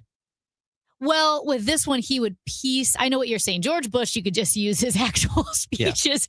But with this one, he would piece together speeches to make the presidents appear to say things they didn't really say. Right. I mean, really, really funny. He did it with Obama. He did it with George Bush. And they would piece together all of these words from a speech, and it would be some ridiculous sentence. And they would just cut back to David Letterman, who would say, oh, my goodness, I didn't know if we're going to do that. It was. I would love to know. I'll have to find one. I would love to know if we're going to get back to a time where it's okay to give the president crap and people who voted for him or her not be upset about it. I hope so. I mean, they're the most powerful person in the country. They're supposed to be mocked sometimes. That's the job. Well, I will say this. We are pretty serious. The two of us, we've won Best Opinion. We did. We won Best Opinion. We should check in on that opinion. And yet, I feel like we can be pretty jokey about ourselves. I agree. And we're award winners. Well, let's take, who's not? Corey Miller. He hasn't won a damn award. He's just over. He's over in Italy covering people winning awards. So let's talk to him. Corey Miller's covering the Olympics. He's in Italy right now, and he will join us when we come back. Hey, the U.S. women are about to play for a gold medal this week. So that's going to be a lot of fun. Corey Miller joins the show next on KMOX. Spring training is here, and Cardinals baseball is heating up in Jupiter as young talent and big expectations take the field. The Gas House Gang is talking Cardinals all day long. Tom Ackerman, Chris Ranchi, Bernie Miklas, smart takes, insightful analysis, real Redbird conversation, plus live reports from Camp Cardinals with Matt Pauley and Mike Claiborne. If it matters to Cards fans, it's on the Gas House Gang. Weekdays at noon on KMOX. Hey guys, Glover here with my friends at Michael's Baths. Were you feeling a little embarrassed when the family came to visit for the holidays and all you could think about was your bathroom not quite being up to par? Now is the perfect time to plan ahead for a spring installation of a beautiful new bathroom. At Michael's Baths, we specialize in beautiful, safe bathroom remodels from tub to shower conversions to full renovations, including paint and electrical work. Call 636-775-0800 or go to michaelsbaths.com. Mike is a great guy, does great work. That's michaelsbaths.com. Now, KMOX weather from the Saliga Heating and Cooling Weather Desk. Well, it is cloudy and it will be that way pretty much all day into this evening. However, it's warm, 52 degrees, a high today of 61. Tonight, cloudy, windy, a low of 56. Weather sponsored by Financial and Tax Strategies. Retirement shouldn't feel like balancing a checkbook while blindfolded. I'm Gary Goldberg, and my team helps you see the big picture so you can retire younger, richer, and with less anxiety. Because guessing is not a strategy. Tune in to Wealth and Wisdom with Gary Goldberg Saturday mornings at 7 here on KMOX. It's time for a $98 furnace tune-up. Wesley Financial Group is not a law firm. I'm Chuck McDowell, founder of Wesley Financial Group. Did you buy a timeshare because they told you it was a great investment? That's a lie. Most timeshares can be bought online for $1. To find out what your timeshare is worth and to cancel it, call us today and we'll send you our timeshare exit kit free with all your options for cancellation. Call Wesley for your free exit info guide. 800-959-3388. That's 800-959-3388. You know that Big Bargain detergent jug is 80% water, right? It doesn't clean as well. 80% water? I thought I was getting a better deal because it's so big. If you want a better clean, Tide Pods are only 12% water. The rest is pure, concentrated cleaning ingredients. Oh, let me make an announcement. Attention shoppers, if you want a real deal, try Tide Pods. Stop paying for watered-down detergents. Pay for clean. If it's got to be clean, it's got to be Tide Pods. Water content based on the leading bargain liquid detergent. With the new IHOP value menu, $6 is all it takes to go to your happy place, where stacks of pancakes with bacon and eggs are just $6 every day. French toast, sausage, and eggs are, you guessed it, $6. And fluffy omelets come with a side of pancakes and only cost $6. Go to your happy plates every day at IHOP. $7 in some locations. Available every day for a limited time at participating restaurants in the U.S. Hours may vary. No substitutions. Not valid with other discounts or promotions. Prices may vary. What if every time you spent money, you saved money too? With Achieve It Checking from Together Credit Union, you can do just that. Every debit card purchase is rounded up to the nearest dollar, and the spare change goes right into your savings. And here's the best part. Together Credit Union boosts your progress by matching qualifying savings up to $8 a month. It's a free checking account that helps you achieve more automatically. Learn more, or better yet, enroll today at togethercu.org. Together Credit Union, federally insured by NCUA. Nothing makes a gathering great like Eggland's Best Eggs. They're just so delicious with better nutrition, too. For us, it's eggs any style, as long as they're the best. Eggland's Best. Better taste, better nutrition, better eggs. Hey, it's Matt Pauley. I'm in Jupiter, Florida, covering Cardinal spring training as the Redbirds get ready for a new season. Listen for Matt's Reports Daily. Sponsored by St. Louis Composting and Happy Roof on the voice of the Cardinals, KMOX. Got some depth too, so at the same time we're just focusing one game at a time, one day at a time, and we got to play hard, we got to play together because there's a lot of good teams this tournament, a lot of good players, and you gotta just keep working.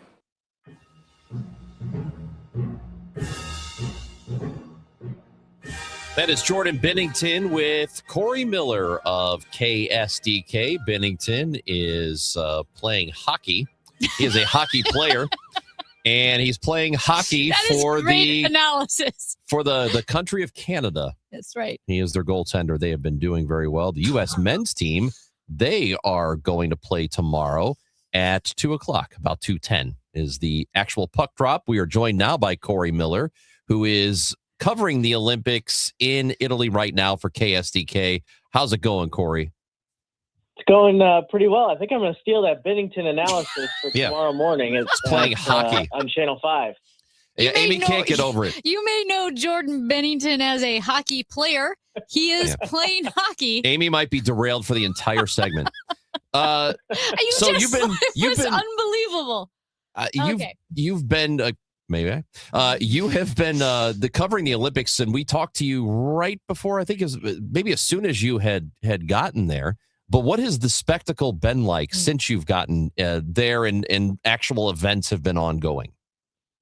Yeah, it's really picked up. I think the first time we talked, I was even sort of like, oh man, it doesn't really even feel like the Olympics here. But yeah, that's changed in a big way once you get to actually go to the venues and see a few things in action. And we start to get deeper, especially in the hockey tournament, which is mainly what I've been covering, which has been great for me because obviously I'm a big hockey fan and that's where all our St. Louis folks are at. So it's really ratcheted up.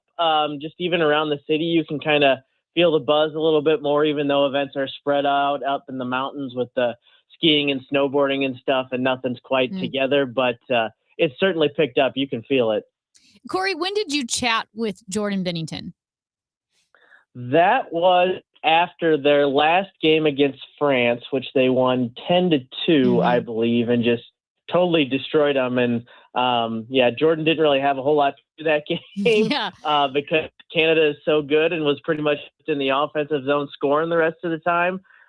So he's had a pretty, chill Olympics so far. It should pick up now that we're in the knockout rounds, and the spotlight's going to be on him a little more, I would think. Yeah, it's interesting because I was thinking about, you are the goalie for Team Canada, and we have focused a lot on the pressure that is on Jordan Binnington, especially since he has not had the season that you would expect from Jordan Binnington, right? His season with the Blues, it's been of a rough go, but it's also been rough for the entire team.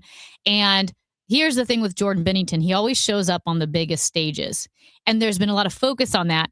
What I didn't think about as well is that Sidney Crosby is your third line center because you have Connor McDavid and Nathan MacKinnon and an incredible team. Does that in some way, do you think, lift some of the pressure off the goaltender, allow them to play to the best of their ability? Because they're guessing they're most likely not going to have to win a game 1-0.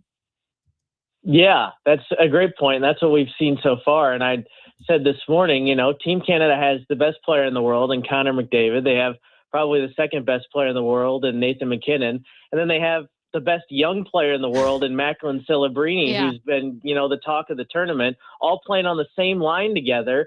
And, you roll out a couple more lines that are just a little bit worse than that. And Jordan Binnington is playing like seventh banana here, and it really doesn't matter what, he's done so far. I joked with Doug Armstrong, who's the GM for Team Canada, before I left in an interview.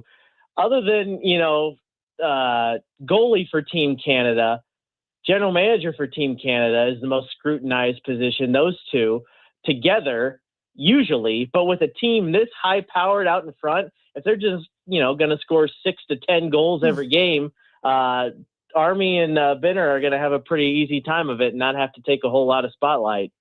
Meanwhile, the U.S. men's team, they're going to play tomorrow. And as I mentioned, just after 2:00, our time here, they're going to play. And it's likely they are going to play against Sweden. And even though they have advanced here to the knockout stage, how do you feel like they have played? I think I said it this morning. Canada has played great. The United States has played good. It's not been concerning or anything, but you watch the two teams back to back, and one has clearly played better than the other if you're going to compare them. But overall, the United States seem to be kind of meshing. They're getting together on their lines. The line with the two Tkachuk boys and Jack Eichel is a fantastic line and just relentless every single time they're out there. Brady Tkachuk is on an absolute mission, and he is going to destroy everybody in his path. He does not care. He is going full out every shift he is out there. I asked Connor Hellebuck about him, and he called him a one-man wrecking crew. So it's really rubbing off on his teammates as well, just how much Brady is giving it to the other team, and he's got the skill to score also. So, the United States has looked good. You'd like it to be maybe a little more dominant over some of these teams, especially the Denmark game was a little concerning for a while there in their second game. So you'd like it to look a little more convincing, but they've done what they needed to do so far. And we'll really see what happens in the quarterfinals here because we still got to wait for Sweden to play. They're likely going to win their game, and that'll be the matchup, which is not a great draw for the United States. Sweden might be the third best team, talent-wise in this tournament. It just shook out that they didn't do so well in the prelims and are going to be matched up probably with the United States in this first quarterfinal, which is not a great matchup this early on. But yeah, it's going to ratchet up here, but the United States looking fine so far, I would say. Corey, have you had an opportunity to interview anyone from the Team USA or Team Canada's women's teams? Oh, yeah. I've been to every single United States women's game also. And it's just not a totally different story, but their domination, I have not seen anything like it. If they go on to win the gold medal, which they play Canada on Thursday, this is going to be the most dominant team certainly that I've ever covered. It's not even close. Like, they have not allowed a goal in 331 minutes. The last goal they allowed came before the opening ceremonies of the Olympics. That's how long ago it's been. They're outscoring their opponents 31-1. It's just absolute domination from them. And even over Canada, who was supposed to be, their biggest rival, they did play them in the prelims and beat them 5-0 like it was nothing. Gold medal game is an entirely different story. One bad bounce could, change the trajectory of things. And these two teams have a long history of, some animosity, and who knows what's going to happen. But so far, the women have just been absolutely dominant. And for people who are maybe familiarizing themselves with some of the players on the women's team, we talked about Layla Edwards and just how unbelievable she has been. She's so physical. She's so skilled. But also, if you are not familiar with Abby Murphy, she plays for the University of Minnesota.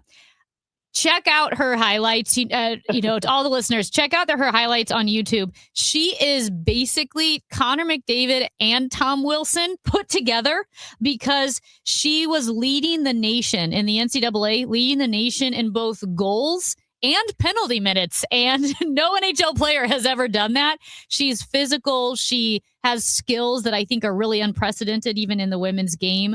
There are some really generational stars on this team. Yeah, Abby, I'm glad you brought up Abby Murphy, because at least once a game, usually multiple times, she does something, and I turn to just the other journalist sitting with me. I'm like, nobody else looks like that out there. Her talent jumps off the page. She's making no-look passes. She's getting into it with, almost every player is bigger than her, because she is, not the biggest player out there. She doesn't care. She's taking it right to anybody and everybody. She just oozes talent and is incredibly fun to watch. So I know that you are in Italy. You have been covering the Olympics. There's been a bit of news here in the mainland with the baseball and the labor situation, which is we're probably headed for a fight. I can't imagine we're not headed for one, but the union president is abruptly resigning, which nobody thought was coming. Tony Clark is no longer going to represent the players. So, Corey, we don't know who's going to take over for him yet, but what do you suppose this will do to the negotiations when the CBA expires in December? And is it more likely we head to a lockout, or what do you think will happen? For everybody that's been preaching doom and gloom for a couple years now about this coming up, opening my phone today and seeing the news that the chief in charge of the union is leaving is not a great sign. I wouldn't think, especially they're supposed to begin negotiations in today. I think it will. It's supposed to be coming up soon. It just seems inevitable at this point, just the way everybody's talking, that there's going to be a certain impasse of some sort. I hope it doesn't lead to, the cancellation of any games, but the owners and the players seem very far apart in terms of, salary cap and things like that. And I think the reality is going to start to set in soon here. And I think we've even seen it with, spending from certain teams, in recent off seasons, if they think there's going to be a significant impact coming up here in terms of negotiations, or even, a lockout or something, and they don't want to have these financial commitments. I think we've seen teams getting ready for that. So the writing appears to be on the wall. I would like to hear some good news about this eventually. It doesn't seem like I've heard any. So it just seems to be going in one direction. Yeah, and a lot of things could happen between now and then, but it just looks like the Owners are pretty dug in on wanting to get a salary cap. The players, I can't imagine, are going to go for it unless they get a significant salary floor. Even then, I don't know, Corey. I'm not sure they would go for that. I don't think so either. And, in the end, it's going to be the fans who suffer again, because that's just how it always works out. I mean, I wasn't around in 1994, but it took baseball a long time to get back after, that lockout and that kind of strife and whatnot. And, just ask Expos fans how they feel about that season. So you'd hate to see something that drastic happen again. But like I said, I haven't seen any good news about this almost ever. So I know it seems to be going in one direction. That's right. So when do you come back? I come back a week from today. So I've still got another week here. All right. That's so fun. I suppose try and enjoy it. I know, because I think when you're working, it's not like you're relaxing and enjoying the games. It's a intense work environment, but also very, very cool. Oh, certainly. I mean, it's been wake up at, 8 in the morning and get back after a hockey game at 1 a.m. kind of things. And, navigating the metro system around here and walking with a bunch of gear and whatnot. But then you remember you're covering the Olympics and you're watching Olympic hockey, and it all kind of becomes okay. And you have a little bit extra pasta or pizza, and things seem to turn out all right. Well, good luck the rest of the way. We know it's difficult, but somebody has to do the work. So thank you, Corey. Somebody's got to do it. I'll bite the bullet. Yeah, I think you'll do it. You're doing great so far. Not all heroes wear capes, right? Corey Miller, hero, KSDK. Thank you, Corey. Thanks, guys. The Olympics are ongoing, man. Wait, when is the closing ceremony? Isn't it Sunday? I know. Don't say that. It's Isn't it so Sunday? sad. I think so. How It's come this he gets weekend. to stay until Tuesday? That's not fair. Probably all the flights out are booked. Oh, okay. There's a mass egress. Exodus. Yeah. There you go. Chris and Amy on KMOX. Looking for home ideas and family fun? Don't miss the 2026 Home Expo hosted by the Home Builders and Remodelers Association. Explore 175 plus booths. Enjoy live music, dance teams, and choirs every hour. And meet Al Raboski, former Cardinals player, on Saturday. Bring a donation for dogs or cats to the Gateway Pet Guardians booth and get an extra entry to the prize drawings, including over $25,000 in giveaways. It's free to attend February 27th through March 1st at Belle Claire Fairgrounds. Learn more at hbrmea.org. Wait, Corey from Air Comfort Service? What are you doing in my basement? Standing behind our work. It's 9 p.m. At Air Comfort Service Heating, Cooling, and Installation, we take pride in our work. If you need heating service, no matter the time of day or night, we're here to help with 24/7 emergency service. So you're just going to stand behind my furnace? Yeah, pretty much. Can you hand me those paper towels then? Absolutely. For heating service or HVAC maintenance, visit aircomfortservice.com. That's aircomfortservice.com. Is your furnace on its last legs? Don't wait for a cold night to find out. Jerry Kelly and KMOX are giving you the chance to win a brand new furnace this winter season. Just go online to KMOX.com/contest through March 1st and nominate someone who you think deserves a brand new furnace. Sponsored by Jerry Kelly Heating and Air Conditioning. Win a brand new furnace. For more information and contest rules, just head to KMOX.com/contests. When was the last time you watched your home movies? Disasters strike unexpectedly. Every year, American families lose the one thing they'd run back into a burning building for: their family's memories. Hi, I'm Nick. And I'm Adam. We started Legacy Box to help save your family's most important recorded moments so you don't have to worry. Load Legacy Box with your old movies, film reels, and shoeboxes of photos. We work our digitizing magic, converting those memories right to the cloud so they're safe and accessible forever. It's fast. We always send your originals back, and it's done right here in the USA. Over 1 million families have trusted Legacy Box. Better Homes and Garden, Real Simple, and Inc. Magazine are all talking about Legacy Box. New York Times columnist David Pogue says, have them digitized. I wish I'd done it sooner. Take action. Save your family's memories today with Legacy Box. Go to legacybox.com/value to get an incredible 50% off your Legacy Box. That's legacybox.com/value for 50% off while supplies last.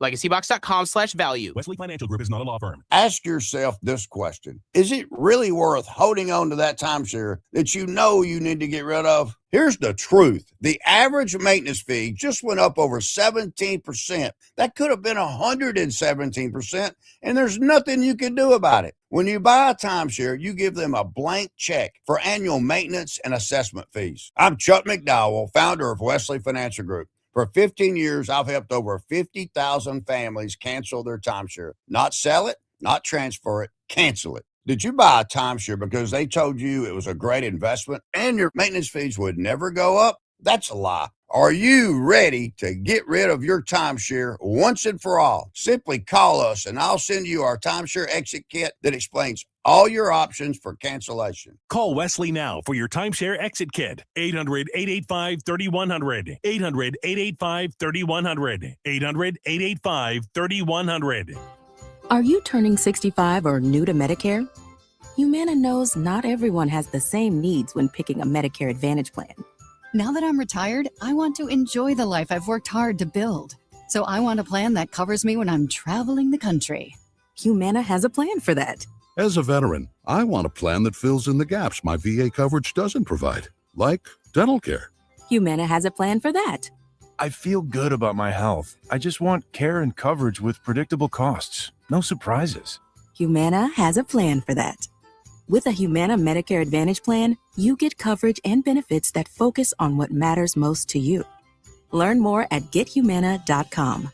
Humana, a more human way to healthcare. Humana is a Medicare Advantage HMO and PPO organization with a Medicare contract. Enrollment in any Humana plan depends on contract renewal. The Chris and Amy Show on 104.1 FM KMOX and the free Odyssey app.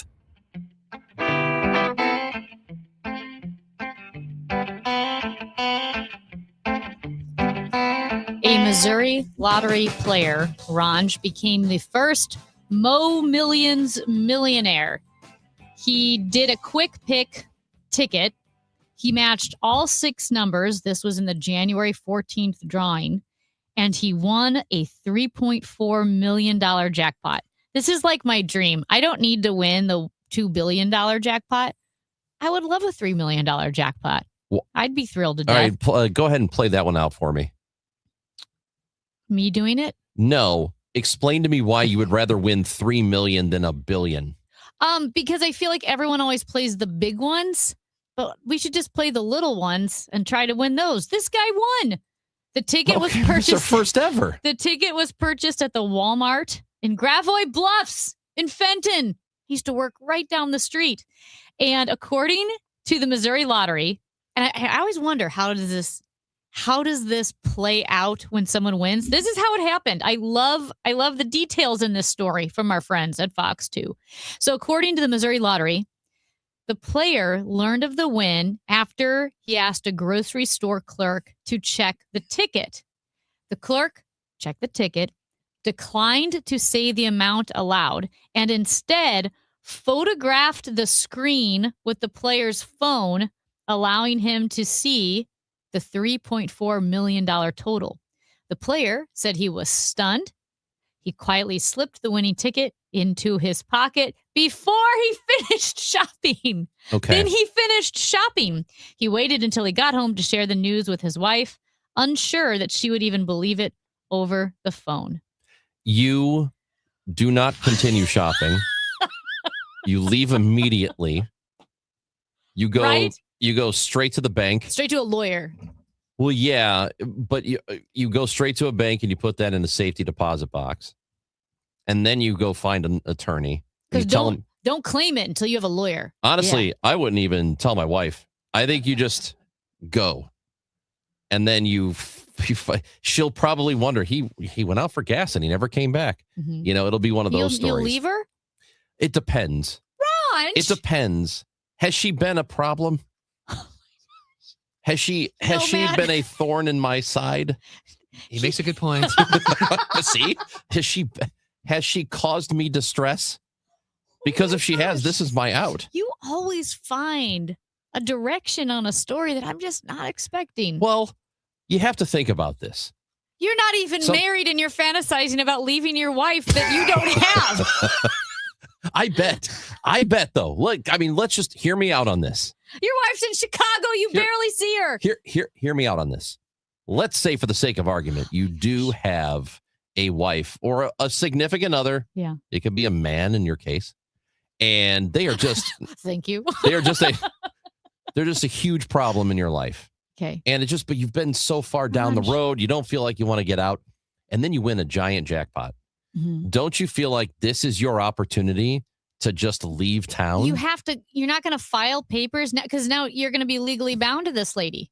That's what you get the lawyer for. You get the attorney. So you got to get a you divorce get your own attorney before you tell her?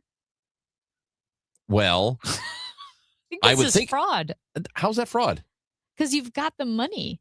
Is it fraud if you haven't collected the paycheck yet? If you haven't turned it in, because you have a certain amount of time to turn it in, the ticket, before they pay you. This is the type of question that's completely irrelevant, will never come up, but will keep me up at night. You can say to her, look, this just isn't working out. And she said, well, what do you mean? You just went for gas. Why of a sudden how come we're getting divorced now? And then, so honey, why? I had an epiphany at the gas station that this is over. Okay. And so then you tell her that you need to leave, you move out, and then you collect the ticket. You collect the money. Tell me this isn't a banger of an idea. It could take like a year to get a divorce. Fine. It could take, but I think you can wait a year to it. get the money. How long do you have to claim it? I think it's probably a few days. No, you get like 6 months, I want to say. 6 months? I think so. But this is my idea. If you're this person. I cannot believe your big takeaway is this is your way to leave your wife. Well, it could be. It could be. So maybe is she your sugar mama? Is that why you're with her in the first place? She could be emotionally abusive. But is that why you're staying with her until you get the money? Because you need her to support you? Maybe she calls you bad names all the time. And she says you're stupid. You're an idiot. You're an idiot. You can't take it anymore. Now you've got $3 million. Did you marry? I've been waiting for me all my life. That's Amy Marks Kors. What an idiot. And I hate myself. Amy Marks Kors, Chris Ranji. Hour 3 of the show is coming up. The Gas House Gang is at noon. It'll be Tom Ackerman, Bernie Miklasz, and me. Got a lot to talk about then. But next, we have Michael McMillan, President and CEO of the Urban League of St. Louis. Reverend Jesse Jackson passed away earlier today, and we will talk to Michael about the Reverend when we come back on KMOX. Straight Realty has always been an industry leader when it comes to commissions, so it should come as no surprise that the recent Realtor settlement has only empowered us to continue offering our sellers even better rates. We now list homes for only 2%. Hi, I'm Christina Straight, owner of Straight Realty. Call me 314-441-4444. Why pay more than 2? You can also listen to my podcast on my website, straightrealty.com. Commissions are not regulated and are negotiable. Straight Realty is a licensed broker in the state of Missouri. This is the story of the one. As an HVAC technician, he and his digital multimeter are in high demand. So when a noisy office HVAC turns out to be a failing blower motor, he doesn't break a sweat. With Grainger's easy-to-use website and product information, he selects the product he needs to keep everything humming right along. Call 1-800-GRAINGER, click Grainger.com, or just stop by. Grainger, for the ones who get it done. Every morning, we rise and shine, make breakfast, and brush away the night's rest. These routines help us start the day off right. Nature-Made vitamins are a simple step in that daily care regimen. Multivitamins with daily essentials, clinically studied probiotics for gut health support, magnesium to help relax the body. Nature-Made is made to care for you every day. These statements have not been evaluated by the Food and Drug Administration. These products are not intended to diagnose, treat, cure, or prevent any disease. This is the story of the one. As the purchasing manager at a manufacturing plant, she knows the only thing more important than having the right safety gear is having it there when you need it. That's why she partners with Grainger for auto reordering, so her team members can count on her to have cut-resistant gloves on hand, and each shift can run safely and efficiently. Call 1-800-GRAINGER, click Grainger.com, or just stop by. Grainger, for the ones who get it done. Hey guys, Glover here with my very, very good friend, Dr. Kathy Maupin at BioBalanceHealth.com. If you have reached that certain age and you're just not feeling very well and nothing's working the way it used to work, go see Dr. Kathy. She is not only a medical doctor, she is a patient of this bioidentical hormone replacement therapy. It absolutely works. It's a long-term solution. She is an artist when it comes to helping you with your hormones. BioBalanceHealth.com for Dr. Kathy Maupin. The trusted voice of St. Louis. KMOX AM St. Louis. KMOX FM Hazelwood. Always live on the free Odyssey app. The Missouri Valley Conference men's basketball tournament has been the showcase for buzzer beaters, madness, and championship glory. With nearly 5 decades of heart-racing excitement, it begins here at Enterprise Center. The 2026 State Farm MVC Tournament, presented by Credit Union One, Great Southern Bank, and SSM Health, tips off on March 5th through 8th. Celebrate 50 years of the Valley's postseason championship. Get your tickets now at archmadness.com. It is 11 o'clock, cloudy skies, 56 degrees in downtown St. Louis. I'm Debbie Monterey. The St. Louis Police Department's Force Investigations Unit is handling an officer-involved shooting that happened this morning around 9 o'clock in the 8400 block of South Broadway. No officers were injured. It's a developing story. We'll work on more details for you for noon. The Reverend Jesse Jackson has died at the age of 84. A protege of Martin Luther King Jr., Jackson became a leader in the civil rights movement for decades. It was nothing but to have Jesse Jackson call our house and ask to speak to my dad. That's former Missouri Congressman Lacey Clay telling KMOX he got to know Jesse Jackson as a young man through his father, then Congressman Bill Clay. My dad and he were friends, and they really consulted with each other. They strategized together, and they would share their visions of what America should and could be. Clay says he served with Jesse Jackson Jr. in Congress and has been friends for years with the Reverend's other son in politics, Illinois Congressman Jonathan Jackson. No stranger to St. Louis' jazz scene, trumpet player and bandleader Wynton Marsalis will soon step down from his duties with the Jazz at Lincoln Center operation. Marsalis telling CBS Mornings he feels people will continue to appreciate jazz well into the future because it is leveling, just like the U.S. Constitution. I spent a year teaching my jazz students the Constitution, because it requires that you know basic fundamental things about it. And if you don't, it can't work for you, because those with the most power will naturally abuse those that don't have it, intellectually in every way. Marsalis said about his career move, he's not tired. He just feels it's time to let other voices take over Jazz at Lincoln Center. Stephen Colbert, the host of the CBS Late Night Show, told his audience last night that CBS lawyers told him in no uncertain terms that he was not allowed to have Texas State Representative James Tallarico on his show. Then I was told in some uncertain terms that not only could I not have him on, I could not mention me not having him on. And because my network clearly doesn't want us to talk about this, let's talk about this. Colbert did interview Tallarico, but on his YouTube channel, Tallarico is running for U.S. Senate in Texas and said he believes the Trump administration is targeting him because they're afraid Democrats are going to flip the Lone Star State. The FCC also reportedly investigating The View for having Tallarico on their show. From the KMOX business desk, the city of St. Louis is going after dozens of North City properties owned by developer Paul McKee. The Land Clearance for Redevelopment Authority filed an eminent domain lawsuit aimed at taking ownership of the properties around the new NGA campus. In the suit, the LCRA calls the properties blighted and unsanitary and says it tried to negotiate purchases but was unable to reach agreements. City officials say McKee's neglected properties are necessary to spur new development around the National Geospatial Intelligence Agency. From the Saliga Heating and Cooling Weather Desk, it's going to be cloudy and breezy today with a high of 62. Tomorrow near 74 with sunshine. 74 would tie a record set back in 1971. The weather is sponsored by Chesterfield Fence and Deck. It's 56 degrees and cloudy. Chesterfield Fence and Deck is your premier provider of fences, decks, patios, sunrooms, and more.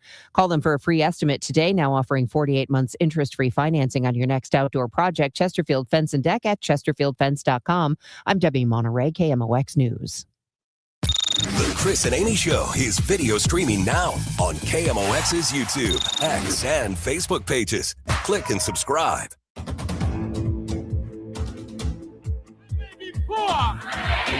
But I am somebody. I may be on welfare, but I am somebody.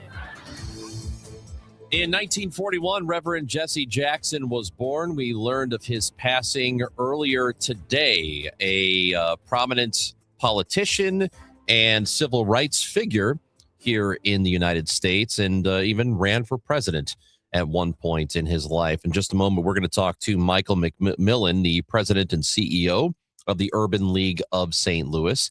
And Reverend Jackson also, had made several visits to this area here in Missouri and in Illinois. And we welcome in Michael with the Urban League of St. Louis. Now, it's good to talk to you, Michael. How are you doing? It's always good to talk to you. Thank you for having me. Yeah, well, we appreciate you giving us some time today. And when you learned of the passing of Reverend Jackson, what were your first thoughts? Obviously, it's a very sad day when any of our icons leave us. He has been sick for a long time, and, you kind of saw this coming, but obviously his passing is still a very sad moment, I think, for, not only his family and the Rainbow Push Coalition, but really for the country, because another one of the civil rights giants that actually worked at the right hand of Dr. King is no longer with us. Yeah, I think that is one of the things that struck me with his passing, that we know we're at a time when so many of the leaders during tumultuous times in our country and the world, right? Whether it be like the World War II, the civil rights movement, we had that connection and we were able to hear the stories of the people who lived through it. But year after year, I feel like we are losing that connection. So how do you feel that Reverend Jackson's legacy will continue and how we can keep that connection? Well, when you talk about World War II and that being our greatest generation, and you think about Reverend Jackson and Rainbow Push and the effort to bring everyone in America under a tent of brotherhood and sisterhood, I think it shows that we as a nation are always best when we are working to unify ourselves and come together and work on common problems and the things that we can focus on that bring us together. Those are the moments when America stands at its greatest and that we lead the world as the greatest democracy in the history of humanity. And I think that as we honor him and his legacy, I think that each and every one of us can do what we can personally and professionally to actually exemplify that in our own lives and in our own workplaces. Why do you think, or what about him do you think people get wrong? I think anytime you are in the political landscape, right, there is obviously going to be some level of division, right? I think sadly, anytime you put your name on a ballot, there's going to be some negativity from the other side. Anytime you advocate for DE&I or things of that nature, even before it was DE&I, there are some people that don't see that as everyone being lifted at the same time. At the time that Dr. King died, he was not the beloved figure that he is today. So when you are trying to aggravate and kind of push the system to be a better version of itself, sometimes there is a push and pull, and people, that are on the other side of that discourse may not agree with you. And eventually they may come to agree with it, and we may come to agree with those elements of society later on. But at the time that it's actually happening, it may be a difficult thing. And I think that's what happened during the civil rights movement. I think that's what happened during the movements that Jesse Jackson ran for president and the rest. But I think if you look at the totality of his work, it was always trying to push America to be the best version of itself. Do you think that we do a good job as a nation, like understanding that people are people and we always want to have angels and villains when really humans are messy and they can make mistakes or have their own controversy, but still have a greater cause they're pushing for? Do you think that we've done a good job being able to understand that about people like obviously Reverend Jesse Jackson with whatever division or controversy may be, but still understanding his push for a bigger cause? Yes, I think that we could do better with that, right? And, we are all imperfect beings, and most of us worship a perfect being in our minds, right? And so how do we try to look past the sins of the individual, in some cases, to look for the totality of their life's work and what they have done, and look past some of the things that are negative and try to focus on the total positive output? So I do think that we can always do a better job of that, and not focus as much on cancel culture, and kind of look at the total volume of one's work, whatever, field it is in. Michael McMillan, president and CEO of the Urban League of St. Louis, is with us here on KMOX. And you mentioned, being on the ballot, and Jesse Jackson was on multiple ballots and ran for office multiple times.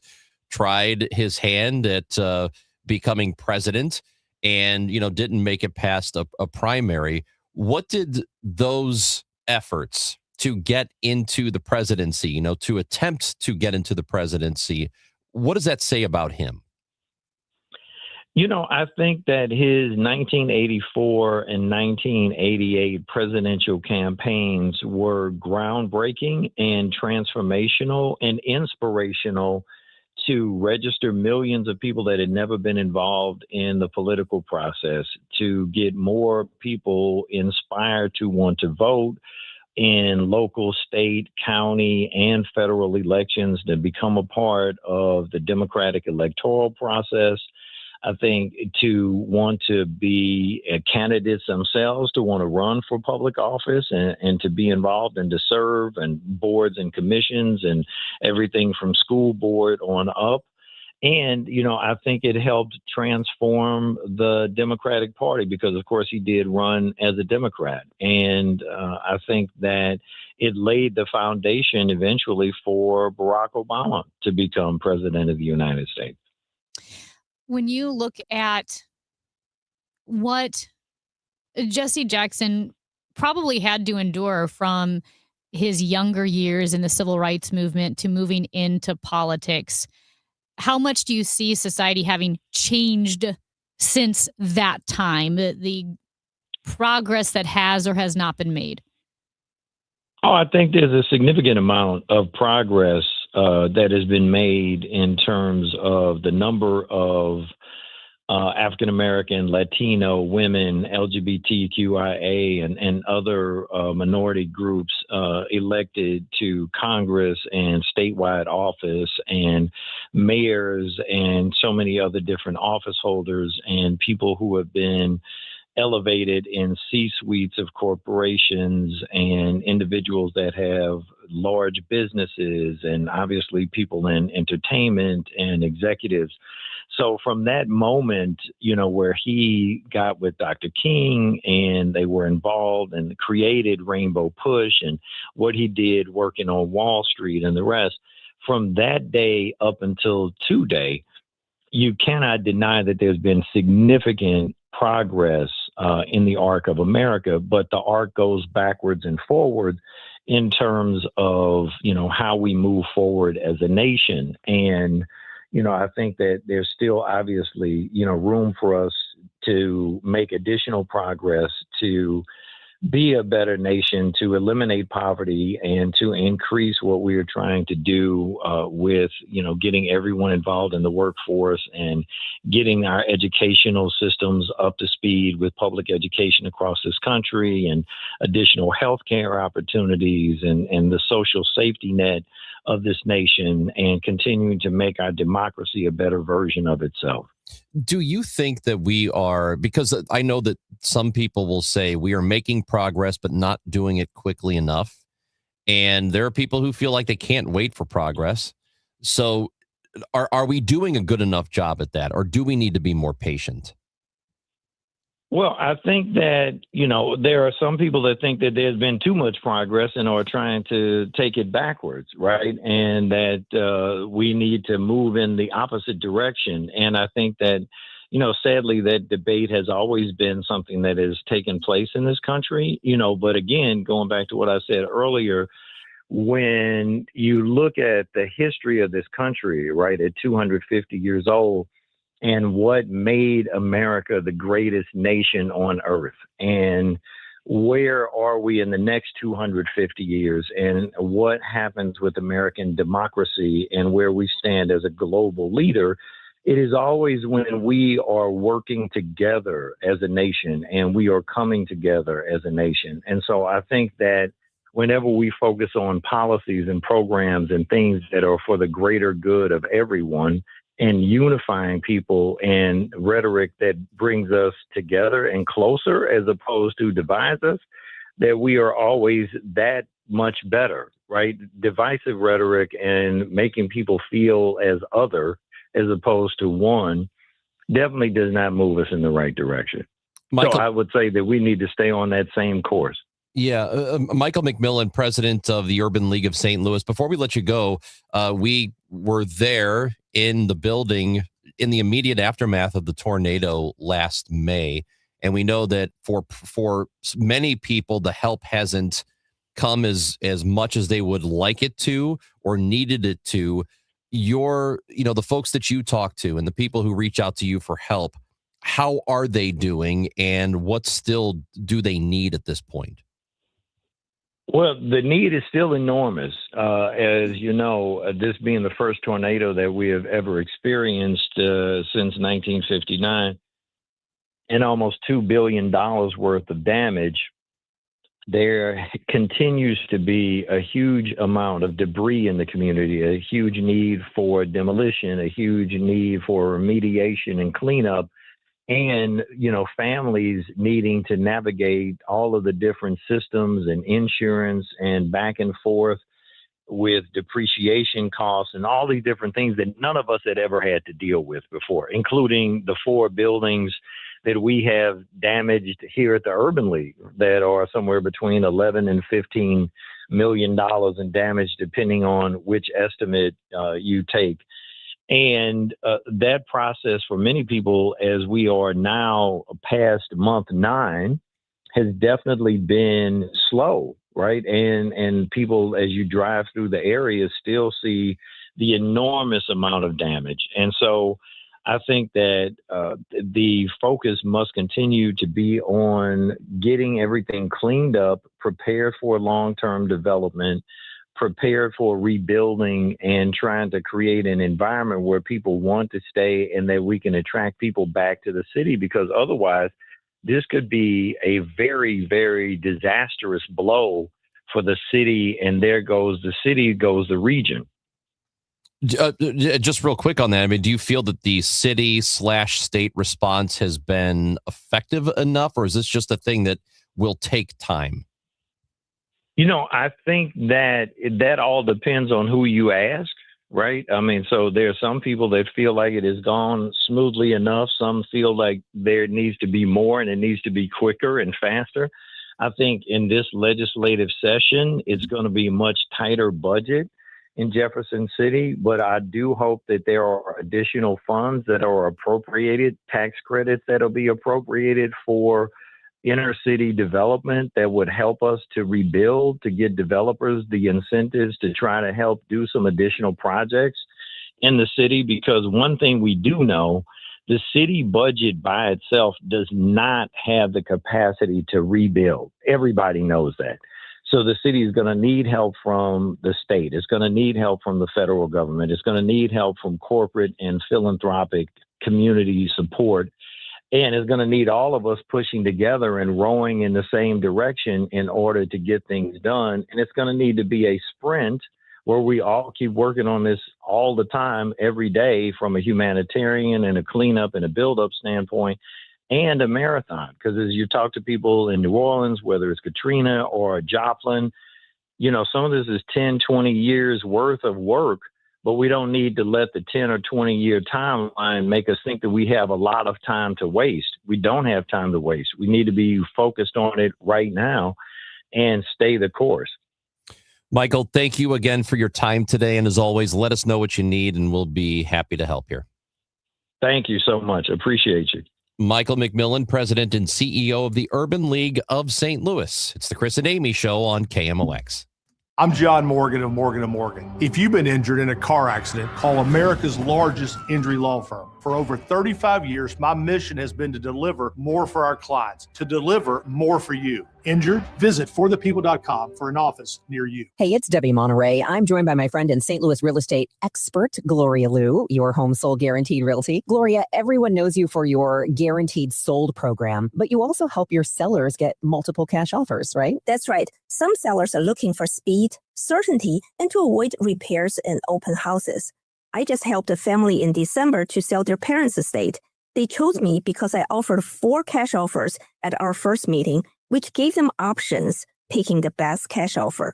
Whether it's multiple cash offers or my guaranteed sold program, my sellers are always in control to sell fast and for the most money. It's my guarantees and my buyers in waiting program that set me apart from other realtors. If you're ready to make your move without the hassles, guaranteed, call Gloria Liu right now at 314-325-6888. That's 314-325-6888, or visit GloriaHasTheBuyers.com. Gloria and seller must agree on price and possession date. Taxes was feeling so stuck. Sitting in traffic, squeezing into a parking spot, all to squeeze in getting tax help during your lunch break. Now Taxes is a TurboTax expert who does your taxes for you, while you go about your day getting real-time notifications about their progress and the most money back guaranteed. Now this is Taxes. Intuit TurboTax. See guarantee details at turbotax.com/guarantees. Only available with TurboTax experts. Real-time updates only in iOS mobile app. This is the story of the one. As an HVAC technician, he and his digital multimeter are in high demand. So when a noisy office HVAC turns out to be a failing blower motor, he doesn't break a sweat. With Grainger's easy-to-use website and product information, he selects the product he needs to keep everything humming right along. Call 1-800-GRAINGER, click Grainger.com, or just stop by. Grainger, for the ones who get it done. Why do the national tax resolution firms need the tiny fine print at the bottom of all their TV ads? Hi, this is Lance Story with the Lance Story Law Firm. You don't hear fast-talking disclaimers in our ads because the claims we make are 100% transparent. The Lance Story Law Firm primarily focuses on one thing, IRS problems, and we're regulated by the Bar Association, and we have a AAA rating with the Better Business Bureau. IRS issues are serious legal issues. The Lance Story Law Firm has helped thousands of clients navigate the best resolution plans, and we tell you up front exactly how much it'll cost. Tax resolution law is all we do. So before you send money to some out-of-town, high-pressure salesperson, give us a call at the Lance Story Law Firm, located right here in St. Louis. Call today to schedule your free consultation with me, 314-260-6120, or visit LanceDruryLaw.com. The choice of a lawyer is an important decision and should not be based solely upon advertisements. Join Mark Patrick Hypnosis. Lose the weight or stop smoking. Guaranteed only $59.99. Saturday, March 7th at the Residence Inn by Marriott, St. Louis Westport in St. Louis. Weight loss hypnosis starts at 11 a.m. Registration at 10:30 a.m. Stop smoking starts at 2 p.m. Registration 1:30 p.m. Just hearing the word IRS can make people break out in a cold sweat. No one wants to deal with the IRS,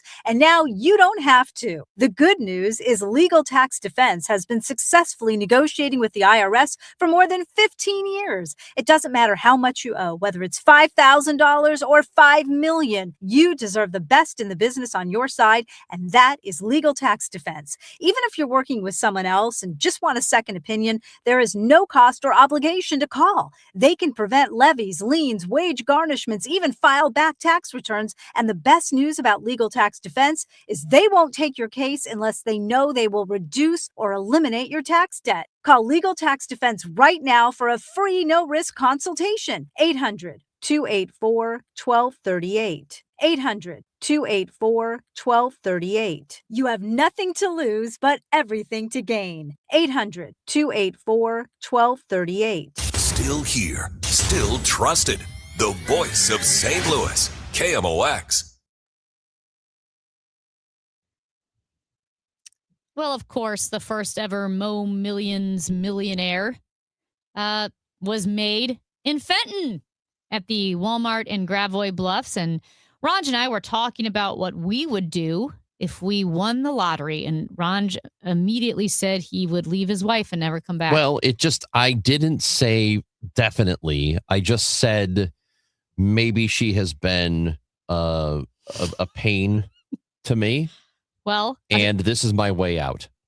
or as you said, and as a 636 quoted you, has she been a problem? Well, maybe she's been a A problem. 618 says if you're married, they still get half, even if they suck. Of the winnings? Yeah, of your worth. But I haven't collected it yet. So I just have the ticket. I haven't turned it in. Colonel Ripper said her lawyer will find out that you bought the ticket before you asked for the divorce, and you will lose half. Okay, I don't know if I trust him. And another 314. This generated a lot of texts, Ranj. The people are speaking. 314 says, Ranj, there was a story I heard a few months ago about a woman who won a big jackpot. She then divorced her husband without telling him about it. He found out about it, took her back to court, and the judge awarded him 100% of the winnings. No. 100? Can you don't imagine? get 100. You are going to leave your poor wife. How do you know that? Maybe she's not poor. Maybe she's awful to me. I know. Why do you think? Okay, first of all, you keep saying that she calls Maybe you she names. berates me all the time. Maybe she doesn't like the way I load the dishwasher. And she gets really mad about it. Maybe she doesn't like where I put my shoes. Is this why you keep her in Chicago? My wife? Yeah. Yeah. I mean, why do you think that, these poor men are just being verbally abused who keep winning all these lottery jackpots? They keep, absconding to somewhere else. They just keep leaving. They keep absconding. I feel like this is not really happening, but I think I'm just saying that if you do win a big jackpot, I'm not saying you should leave your spouse. I'm saying you should not completely rule it out. I'm pretty sure you said you should leave your spouse. Big Blonde Dan, he also has picked up on the fact that, as reported by Fox 2 and the Missouri Lottery, the man who found out he won $3.4 million finished his grocery shopping with the winning ticket in his pocket. And Big Blonde Dan said he's picturing the guy with the $3.4 million ticket burning a hole in his pocket. Toasted O's in one hand, Cheerios in the other, thinking to himself, why not? Let's get the good stuff. Get them both. Get them both. You can afford it. Get them both. This is let's say you're in a convenience store. You win the lottery. They have you on camera getting the ticket. You have the winning lottery ticket. And inside that same store is another person who is up to no good and finds out that you've got a winning lottery ticket. They beat you up. They take that ticket. They get in trouble. Do you still get the winnings? Or is it like, we can't find the ticket anymore, we don't know where it is, so you're screwed? You're screwed. I don't think so. I think the lottery has to come through for you, don't they? I don't think the lottery ever comes through for people. No. Here's a good piece of advice, Ranj. He said, move to Colorado. Oh. Because what's yours is yours until you commingle assets. Did you commingle your assets yet? Not yet. Okay. In Missouri, once you sign that piece of paper, you're splitting it. But in Colorado, if you haven't commingled your assets, you get to keep it. Why would you ever commingle your assets? I think you do a lot of commingling once you fall in love. Oh, I guess. I think you should keep all your assets. That's why they're your assets. This texter here says, if you have to pay alimony or child support, if you magically get wealthy, even after divorce, you will still get pulled into court and make the lawyers rich. All that cash will go straight to the lawyer, who will gladly keep the case wrapped up in court. Well, this person has a really sour view of attorneys. We're getting this almost feels confessional in some way, that somehow all this very specific advice from people is a little bit too revealing. Another, hey, Chris, if you do win the lottery, you can catch up on all that back child support. Okay, calm down. You need to start paying for your kids, Ranj. I get the impression that just reading the text line, as soon as I suggested that you should leave your wife when you get the jackpot, that there are a lot of people who are listening in their cars like, oh, God, that's the dream. Well, a lot They're of people probably thinking that would just be a lot of people have thought through magical. This. I know. That's what I'm saying. The detailed advice you're getting is evidence that a lot of people have thought through this. Yes, of course. People fantasize about winning the lottery and just leaving everybody, leaving the family. leaving their spouse, leaving their friends and family, leaving their job. I would also like to go out in a spectacular way at work. And I haven't thought about how that would happen yet. But if I won, $100 million and I'm quitting KMOX, I haven't decided yet how I'm going to do it. Well, but you have to say the magic phrase. Right. So I need Pajeski to be in on this with me. Yeah. Okay. Because he's running the board. And you don't want him to hit the dump button. Correct. Yeah. So if I say something foul, Matt, you have to promise. Well, we're going to make a deal right now. You have to promise that you will let it roll. Okay. Come on, Matt. But I will be giving you a considerable amount of money. Is it enough to cover my unemployment when I get fired for not pressing the Don't button? take his word for Maybe it, not Matt. You for the- need this on paper. Maybe not for the rest of your life, but it'll give you a good head start. All right. And you're going to need to invest wisely. I'm easily convinced. Let's do it. Okay, good. What about Amy? me? Well, you don't have no part in this. I'll throw you a little bone here. I don't want worry. this stupid show by myself. Amy Marks Course, Chris Ranji. We are with you until the Gas House Gang at 12 o'clock. Bernie Miklasz, Tom Ackerman, and me talking sports with you. What's going to happen with the CBA as the baseball union, the players union? They are losing their leader. Their director, Tony Clark, is going to resign. What does it mean for labor peace? Doesn't sound good, but we'll find out. We'll talk about that with Bernie, Tom, and me on the Gas House Gang at 12 on KMOX. Spring training is here, and Cardinals baseball is heating up in Jupiter as young talent and big expectations take the field. The Gas House Gang is talking Cardinals all day long. Tom Ackerman, Chris Ranji, Bernie Miklasz. Smart takes, insightful analysis, real Redbird conversation, plus live reports from Camp Cardinals with Matt Pauley and Mike Claiborne. If it matters to Cards fans, it's on the Gas House Gang. Weekdays at noon on KMOX. What if every time you spent money, you saved money too? With Achieve It Checking from Together Credit Union, you can do just that. Every debit card purchase is rounded up to the nearest dollar, and the spare change goes right into your savings. And here's the best part. Together Credit Union boosts your progress by matching qualifying savings up to $8 a month. It's a free checking account that helps you achieve more automatically. Learn more, or better yet, enroll today at togethercu.org. Together Credit Union, federally insured by NCUA. When it comes to lighting, Graybar goes beyond parts and products. We help contractors turn plans into smart designs, manage kitting and deliverables, and navigate local codes so you can stay on time and on budget. Smart, scalable, job site ready. That's not just lighting. That's like kicking your project into Graybar mode. Yep, Graybar does that. Now, KMOX weather from the Saliga Heating and Cooling Weather Desk. Cloudy is the name of the game today, but it is warm, 54 degrees right now. The high today, 61. The wind will pick up tonight. Cloudy, windy, a low of 56. It's time for a $98 furnace tune-up.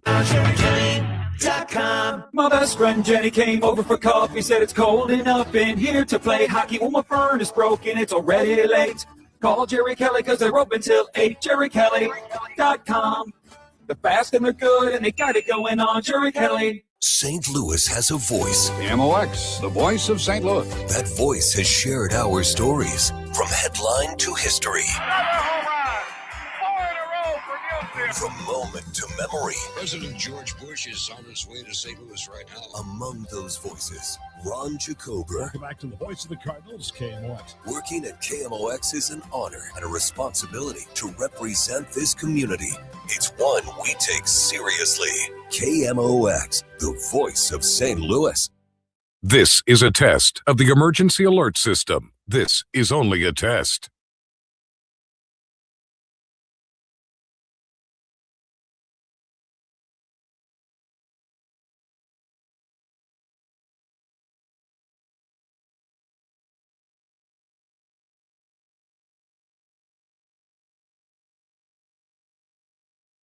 This has been a test of the emergency alert system. This was only a test. Hey guys, Glover here for my friends at Universal Windows Direct. Hopefully after 25 years together, you trust me that I only represent good companies. Universal Windows Direct is great. They have a great deal for the DGS audience. Buy 2 windows, get 2 for free. 0% interest for 36 months so you can spread out your payments, same as cash. Also, $500 off your home improvement project. 314-334-2522 or visit universalwindowsdirect.com. Like you me, you'll be saying, I love my windows. Meet Linda. She's stuck in a school pickup line, thinking about what to make for dinner. Are the kids' practice jerseys clean? If she sent out that last email before leaving work. But you know what she's not thinking about? Her HVAC system. Linda is a preferred partner with Air Comfort Service Heating, Cooling, and Installation. Members get 2 HVAC system checks per year. We clean and inspect your HVAC systems at each visit. Partners also get priority service and exclusive discounts starting at just $19 per month. Life is chaos, but with Air Comfort Service, you'll have peace of mind with your HVAC system. Visit aircomfortservice.com today. After all, comfort is our middle name. This is the Gas House Gang from KMOX. Bernie Nicholas and the Gas House Gang, today at noon on America's Sports Voice, KMOX.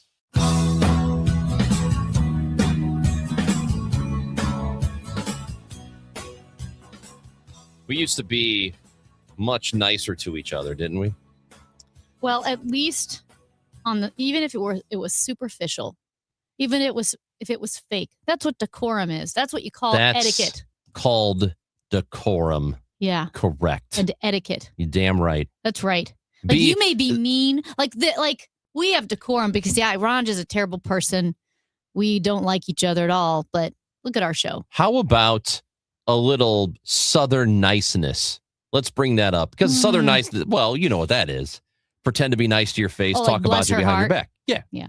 Ron does radio. Bless his heart. So exactly. Yeah. Let's go back to a time where we were at least doing that to each other. And so, as I said, I have fallen into this nostalgia for, you call it decorum, you could call it superficiality, you could call it being diplomatic, etiquette, politeness. There is something to it. There's something about not saying every single thing that's on your mind. There's something about not calling people names and disparaging them and giving them stupid nicknames all the time. And there used to be some decorum.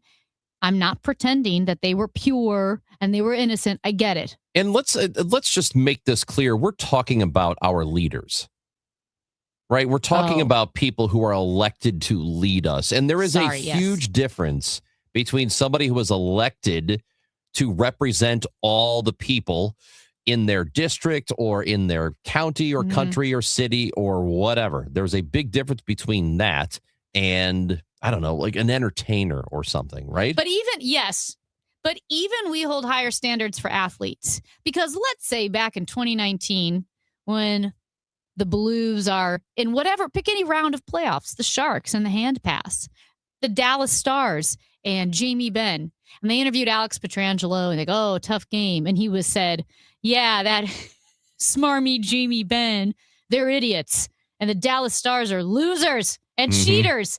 It would be weird to have an athlete talk like that, right? Yes, but also I would say that's different because that's a show. It is a show. Sports is a show, and if there's animosity, it makes the show more enjoyable. But it's not real life. It's entertainment. Yes, but what I'm saying is, even in that, you don't really see that. You don't really see it. At any rate, now we've gone far down the rabbit hole, but I did want to bring us back to the way we were, in the words of Barbra Streisand. This is a 2008 dinner with then presidential candidates, Barack Obama and John McCain, exchanging niceties. One of John's top advisors told the Daily News that if we keep talking about the economy, McCain's going to lose. So tonight I'd like to talk about the economy. And yes, it's true that this morning I've dismissed my entire team of senior advisors. All of their positions will now be held by a man named Joe the Plumber. This campaign needed the common touch of a working man.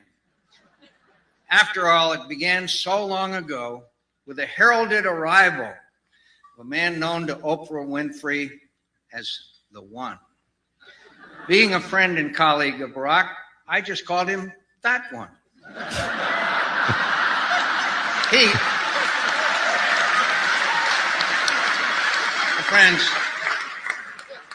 He doesn't mind at all. In fact, he even has a pet name for me, George Bush. A copy of the senator's comedy routine was left on the table this evening. And I have to confess, Your Eminence, I looked at it. Now, of course, it would be unfair and even a little unkind to put my opponent on the spot before he gets up here, or to throw him off his game with unreasonably high expectations. But I do need to warn you, ladies and gentlemen, you all are all out about to witness the funniest performance in the 63-year history of this event. Let's not add to the mounting pressure he must be feeling. Just prepare yourself for nonstop hilarity. The funniest 15 minutes of your life or any other. I think he knows that anything short of that would mar the evening, insult our hosts, and perhaps even cost him several swing states. Senator Obama, the microphone is all yours. That's pretty good. So that is clever and funny. It's just nice hearing what were at the time opponents. Yeah. Just taking shots at each other, but in the friendliest way possible. There's at least respect between the two of them because they were giving each other reason to be respectful of the other. And I think everybody has by now seen, and it was famous at the time and has been getting a lot of play in the last few years, of John McCain doing a round table town hall, not a round table, but a town hall in the round. And there are people asking him questions, and a woman says something about Obama not being a good guy, and he's a Muslim, and he's just all this just awful stuff. And he grabs the microphone from her and says, no. He is a decent man. And every time I see that, I think, wouldn't it be nice? Wouldn't it be nice if that's what was happening now? And if the candidates gave each other reason to be respectful of each other? And I let's be perfectly clear. From my perspective, and I have a biased perspective on this, I think there might be one person who's a little worse at this than others. Very clearly worse about this than others. What? Yeah. And it would be nice if it wasn't like that anymore. It'd be nice if then, on top of it, we could also make fun of him and it was okay because he's the president. And to be the president and be the butt of a joke has been the thing that we've done throughout the history of the country. As long as have had presidents, the presidents have been the butt of jokes. And it's been okay this entire time. And like we said, we are not until pretending. recently. We are not pretending that politicians used to be the innocent, or somehow more pure. I get that. No, there's been a lot of stuff that goes on. However, again, there is something to be said for decorum and for leadership. And a leader really does set the tone. I'm not saying every day you have to wake up and tell your child to look at, this president, meaning whatever president, right, and say, be like them. But it is nice to have someone show self-control and restraint and a politeness even to their opposition. And leadership and the words of leadership do matter. And we know this because some of the watershed moments in world history have been speeches given by presidents and prime ministers that have set the tone for a nation. I mean, Winston Churchill's finest hour speech, that meant something to the British people, to the Allied troops in general. You look at John F. Kennedy for all of his peccadillos and foibles. I get it. He was no innocent man. But in the office, in those moments when you needed to be a leader, rise to the moment or what have you, his speeches did make a difference and set the tone for our country. Abraham Lincoln. I mean, the words of leaders do matter. They do. And whether or not you feel like you personally are influenced by who the president is and how the president speaks. Yeah, you may not be. You individually may not be, but there are millions of people who are. And how a president behaves but in a lot of ways, I think makes people feel like they have permission to act similarly. Right? So it's not as if there's no effect whatsoever, because there is. Again, it may not be you. It may not be you listening who is affected by the way or what a president says on a daily basis, but there are a lot of people out there who do take those cues. And so therefore, I think the language you use is extremely important.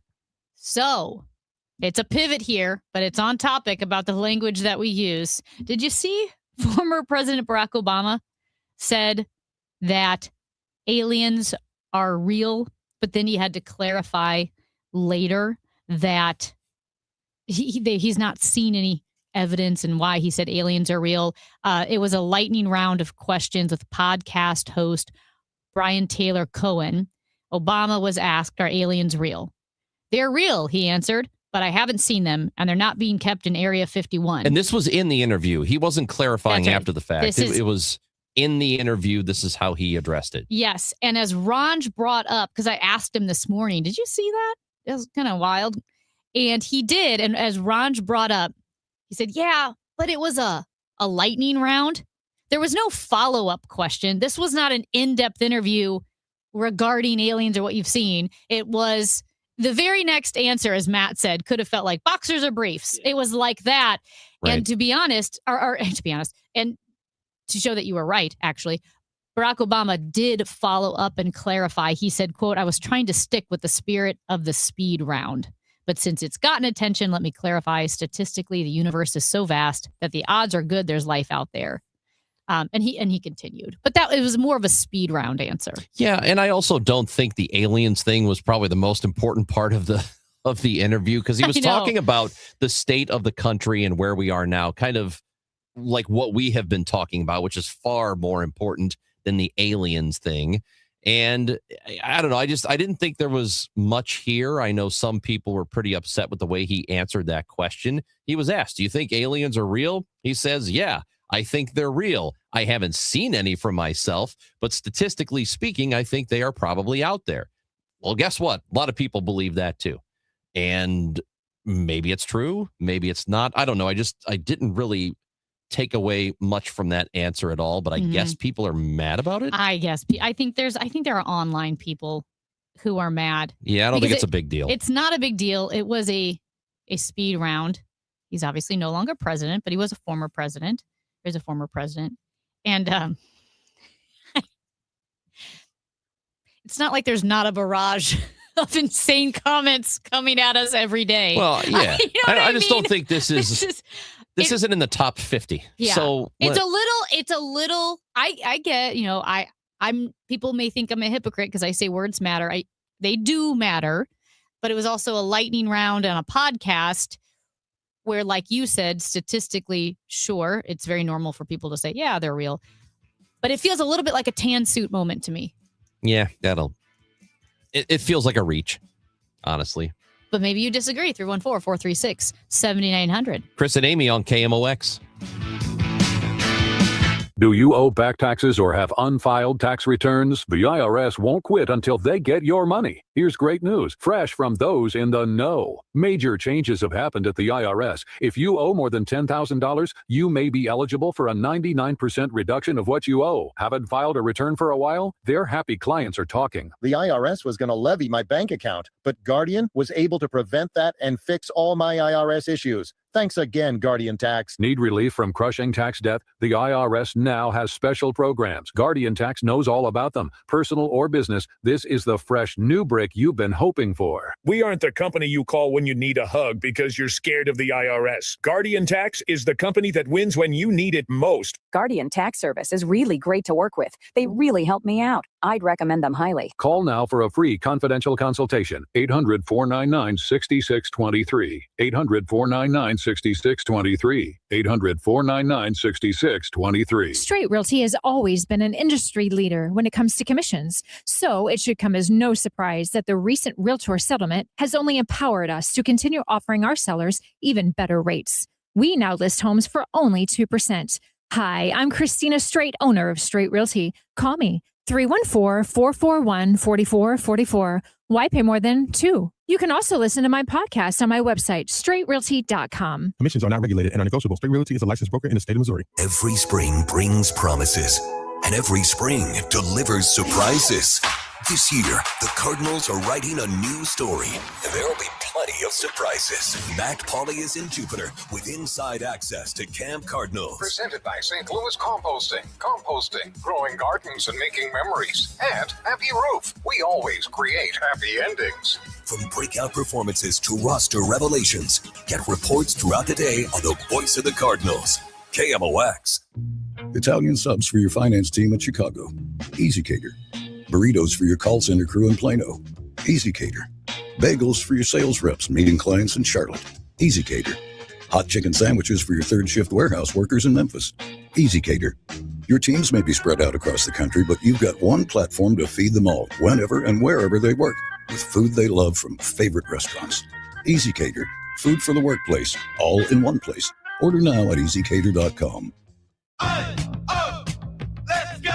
You're still grooving, still connecting, still loving, still turning up, still thriving. You still got it, but your immune system, it weakens as you age. That's where vaccines come in. They help train and strengthen your immune response to fight off respiratory illnesses like flu, pneumococcal pneumonia, RSV, or COVID-19. Ask your doctor or pharmacist which vaccines you need. Book in minutes at vaxassist.com. Sponsored by Pfizer. Oh, how's that flu, babe? Did you take DayQuil Intense Flu yet? Nah, I got this. Ugh, okay, I don't got this. You stay on the couch, and I'll grab the DayQuil. Undo your flu symptoms with DayQuil Intense Flu. DayQuil Intense Flu provides powerful relief of your flu symptoms. I'm ready for that to-do list. Wow, you do got this. DayQuil Intense Flu. The daytime coughing, aching, fever, under your flu medicine. Use as directed, keep out of reach of children. In 1991, John and Cindy Morelli started Morelli Tuck Pointing. As of today, they've won just about every award possible for the tuck pointing business. The BBB Torch Award, the Next Door Neighborhood Fave Award, and an A+ rating from the Better Business Bureau. For homeowners, this is a great time to get a free inspection of your basement, your brick or stone fireplace, your garage interior, your porch, and maybe even your walkway. Indoor tuck pointing can be started now. Hi, this is Charlie Brennan. My wife Beth and I have used Morelli Tuck Pointing to work on 2 of our homes now over the last 25 years.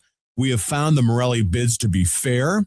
Their crews are very polite and they clean up after themselves. But most importantly, their work is beautiful. Family owned and operated since 1991. 314-645-1387, MorelliTuckPointing.com. Chris Ronchi, Amy Markscores, because life is too short for boring radio. 104.1 FM, KMOX. There's an old joke. A guy wins the lottery, phones his wife and says, "Pack your bags, I just won the lottery." She says, "Should I pack for a cold climate or a warm climate?" He says, "I don't care, just be gone when I get there." That's so mean. That guy is... That's so mean. Well, he gets the spirit of what I'm talking about when you win that lottery. Cannot believe the first thing... Ron, you just won the lottery. What are you going to do? Well, Leave my wife. I'm going to leave my wife. That's terrible. She doesn't have to know. So basically, Ron is going to leave and he's going to say something super offensive on the air. So he has to pay Matt to not hit the dump button so it actually broadcasts, which will leave me by myself. And I said, hold on. This is a thing that does happen sometimes. You get in trouble for it too. Why would I get in trouble? You're not By even paying me. association, they might just wipe everybody out. I don't think so. I I don't think so because I'm not getting any money. Okay. So I complained like, hey, I don't want to do this show by myself. I don't want to have to carry the weight of this thing.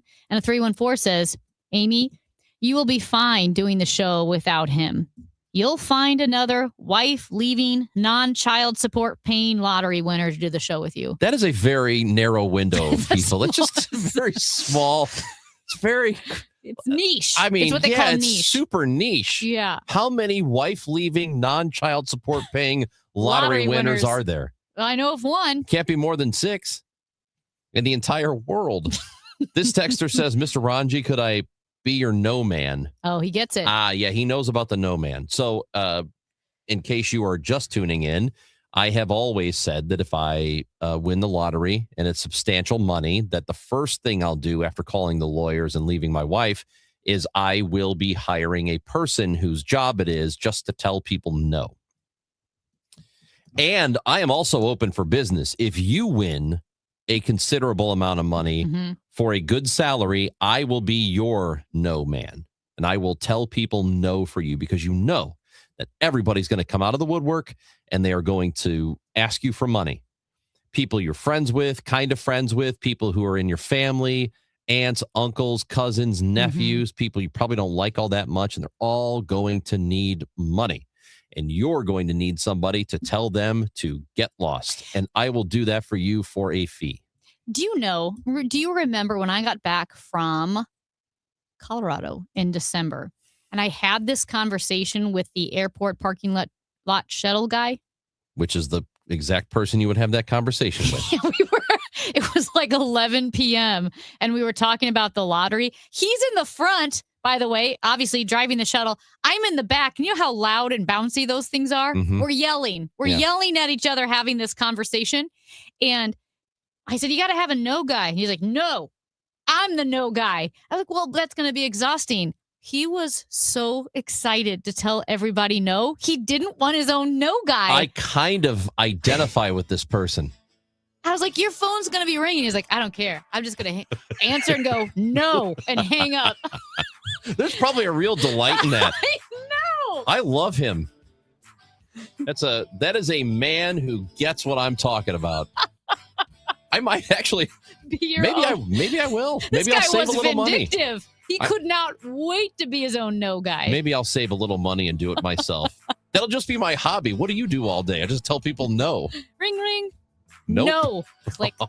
Wouldn't that be fun? Oh, man. Hey, we're going to do this again tomorrow at 9 a.m. If you missed anything on the show, Odyssey app, wherever you get your podcasts, you can try the iHeart app as well. That's Amy Marks Kors. I'm Chris Ranji. Coming up next, it is Bernie Miklasz, Tom Ackerman, and me. We will have the Gas House Gang for you when we come back on 104.1 FM KMOX.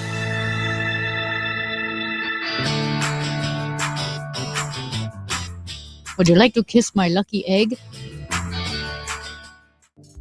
Time now for today's Spotlight on Money, sponsored by Ethos. If you want to be happy in love, be